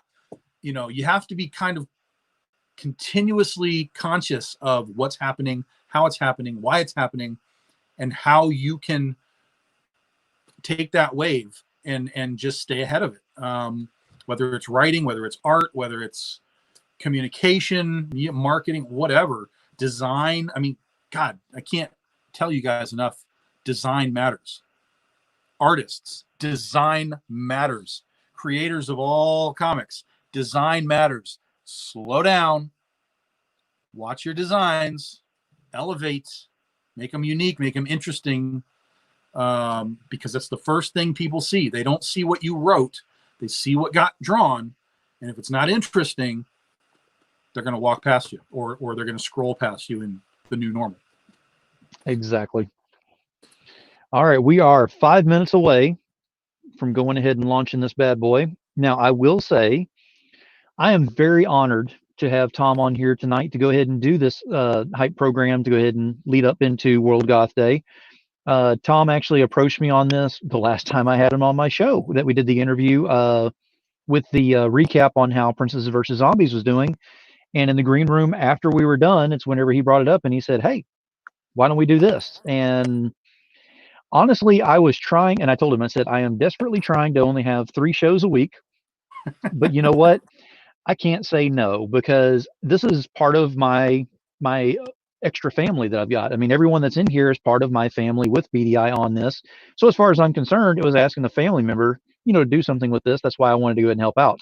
So it is definitely my honor to be here, and I hope you have enjoyed having me on here for the whole full 2 hours and having Tom on here and us talking about all this, because now we're within 4 minutes of going ahead and launching this and seeing who all can jump on here and get all the pretty goods that they get and start the bragging rights. Well, yeah, and again, nothing is going to be selling out in these early morning hours. So I appreciate everybody that's hanging out and chilling with us. But you will have the day. So anybody who's watching this later, you will have the day. Don't worry, nothing is going to be gone in that first hour. But like I said, don't miss the day. That's the key. Don't miss the day, because if you miss the day, then you're going to have an issue. Then you're going to be scrambling. Oh, how do I get that foil? Oh my God, I didn't get the trading card. Whatever. And that's where you're going to have problems. And we don't want you to have problems. We want this to be easy. We want this to be fun. And so on and so on and so on. And it is definitely fun. Just don't miss your opportunity. Like you said, you got 24 hours once it goes ahead and launches on this to go ahead and jump on the 24-hour period with getting the extra goods that you can possibly get off of here. And then Saturday's going to have something for 24 hours. Sunday's going to have something for 24 hours. Yeah, tomorrow, I don't know, later in the day tomorrow, we will announce what Saturday is going to be for those items. And then on Saturday in the evening-ish, we will announce what we're going to do on Sunday. Yeah. So it's definitely going to be fun in going through the World Goth weekend celebration with BDI. So you do not want to miss any of this. And as I've always said on all of my shows, and this is no different, use the power of that finger. Just make sure you use the right one. Hit that share button and get this shared out to everybody. If you can support this in any way, support it by sharing, because Sure. there is no argument against sharing. I mean, everybody can do that. It's not a problem with that, unless you're in Yeah, Facebook absolutely. jail. And then I'm talking to a wall right now. All right, 2 minutes, and it looks like Rob is chomping at the bit because he said, "Guys, I love y'all, but I got to go buy some big dog goodies."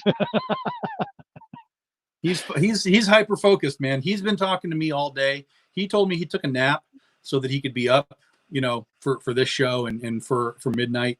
And that's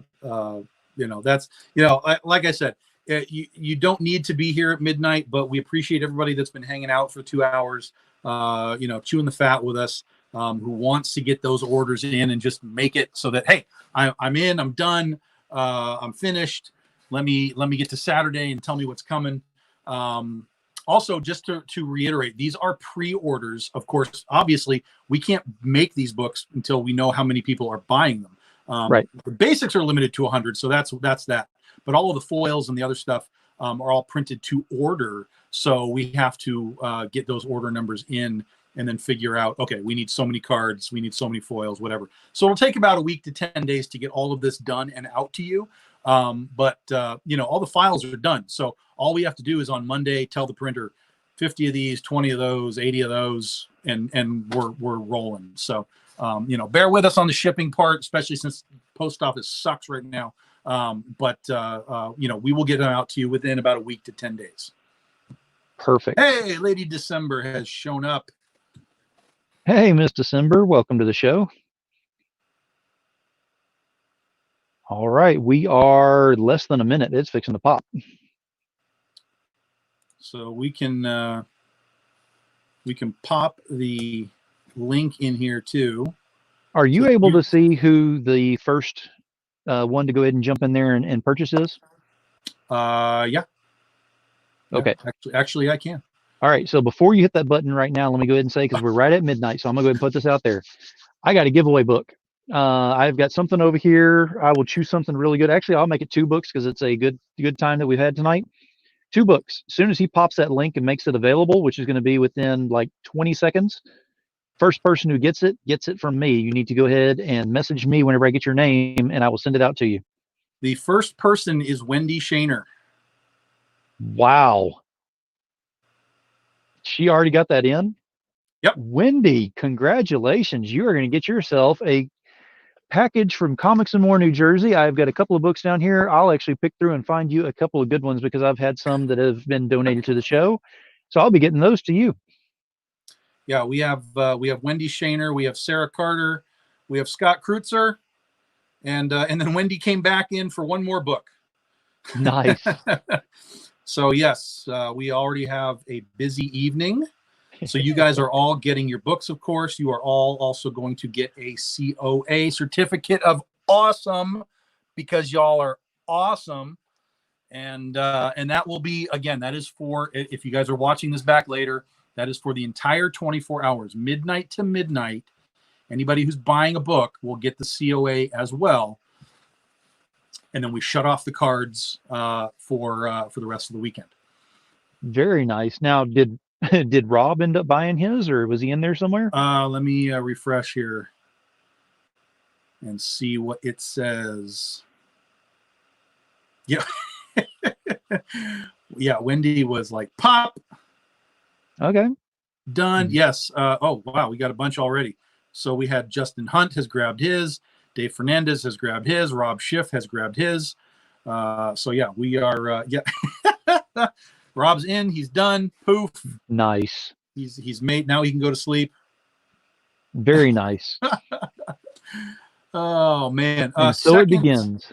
Second was Sarah Carter. Scott, you were third. Oh man, yeah, this is fun, and they're buying a lot of stuff too. So it's they're not just grabbing one book. Most people are buying multiple things. Very and nice. Yeah, it's been good. I've got messages on Facebook now. People are bumping me, like, dude, I'm like, hey man. And Rob said Tom is now a wealthy man. Well, he's got to be able to pay for Red Lobster. Come on.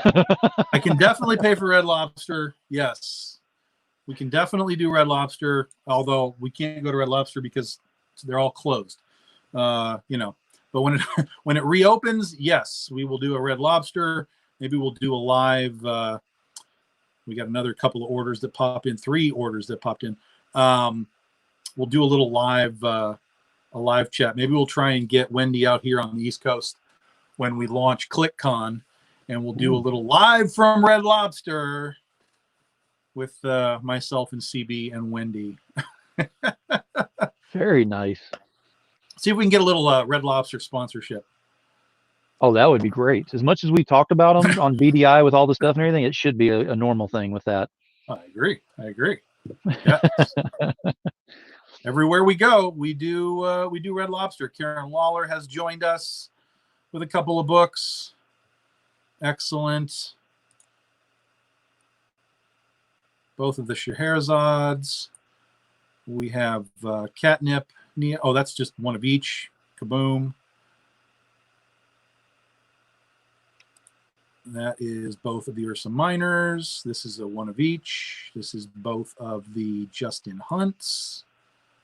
So yeah, so it's a big mix. I mean, there's nothing that's like dominating anything else. Which is interesting. You never really know what people are going to vibe on. Right. We all know people were really digging on the Ursa Minor, Nia Rufino. I mean, she is the name that we have on all of these. Everyone else, of course, has their fan bases and are great artists. But you know, we all know that that Nia has that little extra level. Tim Cheek has jumped in. So you know, you kind of look at it like, well, geez, is everybody just going to like scoop up the Ursas and they're going to be gone, or is it going to go across the board? And right now, it's pretty fair across the board, which is great. Well, I mean, it's a ton of talent that's on there. It's difficult to try to figure out what you want to get, but like I mean, we've that's said before, honestly my goal. I'm supposed to make it difficult. Yeah. Like it has to be like it all should be great. Like it shouldn't be like one great and like 4. You know, it should all be like. And then I got to make your life a little bit difficult in at least as far as making choices, because then I did my job. That means that I put the right people in the right place, and you know, and so on and so on. That is very true. And yes, Rob, I kind of figured that an Ursa was going to be in your future because that is your favorite one out of the group. And I'm not saying just as far as artist. I mean, everyone that knows the group and everything knows that Rob is all about Ursa Minor. Yes. That is Rob's go-to, which is fine. Everybody's got a go-to. It's fine. Mr. Kiesel's in there. Lady December's in there. So it is popping. It is popping. Good stuff. And apparently Smithers just got in here. He's in the 30 audience seconds now. ago. Yeah. 30 seconds ago. Smithers, Welcome where to have the you chat, been? Mr. Smithers. Where have you been? So yeah, this has been great, guys. The midnight response has been great. We appreciate it. Ursa, we already have some Ursa stuff happening for later in the year, so you'll be happy about that, Rob. Ursa will be our October book right after ClickCon. Actually, it might overlap just a little bit depending on when we launch in September. Maybe we'll try and avoid that overlap, keeping that in mind. But yeah, Ursa Minor is later this year, and then as we go into 2021, it's big time Oz and Mary Magdalene, Seven Demons, the next Penny book, and then whatever else we decide we're going to sprinkle in next year, including, I'm sure, Return of Goth Day 2021. Definitely looking forward to that, and I hope everyone's had a great time and enjoyed their time in here. I know we've kept most everybody stayed in here the whole time, and thank you for doing so, because we've been talking and bringing up a lot of information not only on the World Goth Day, but other projects the BDI's got coming up. But I want to go ahead and say thank you very much, Tom, for being on here. I have had a blast having you on here yet again as my guest. And anytime you want to go ahead and come on back, let me know. We will schedule it in. That is for certain. Yeah, I appreciate you doing it, man. It's fun to do. I'm sure I am now officially your most returned guest.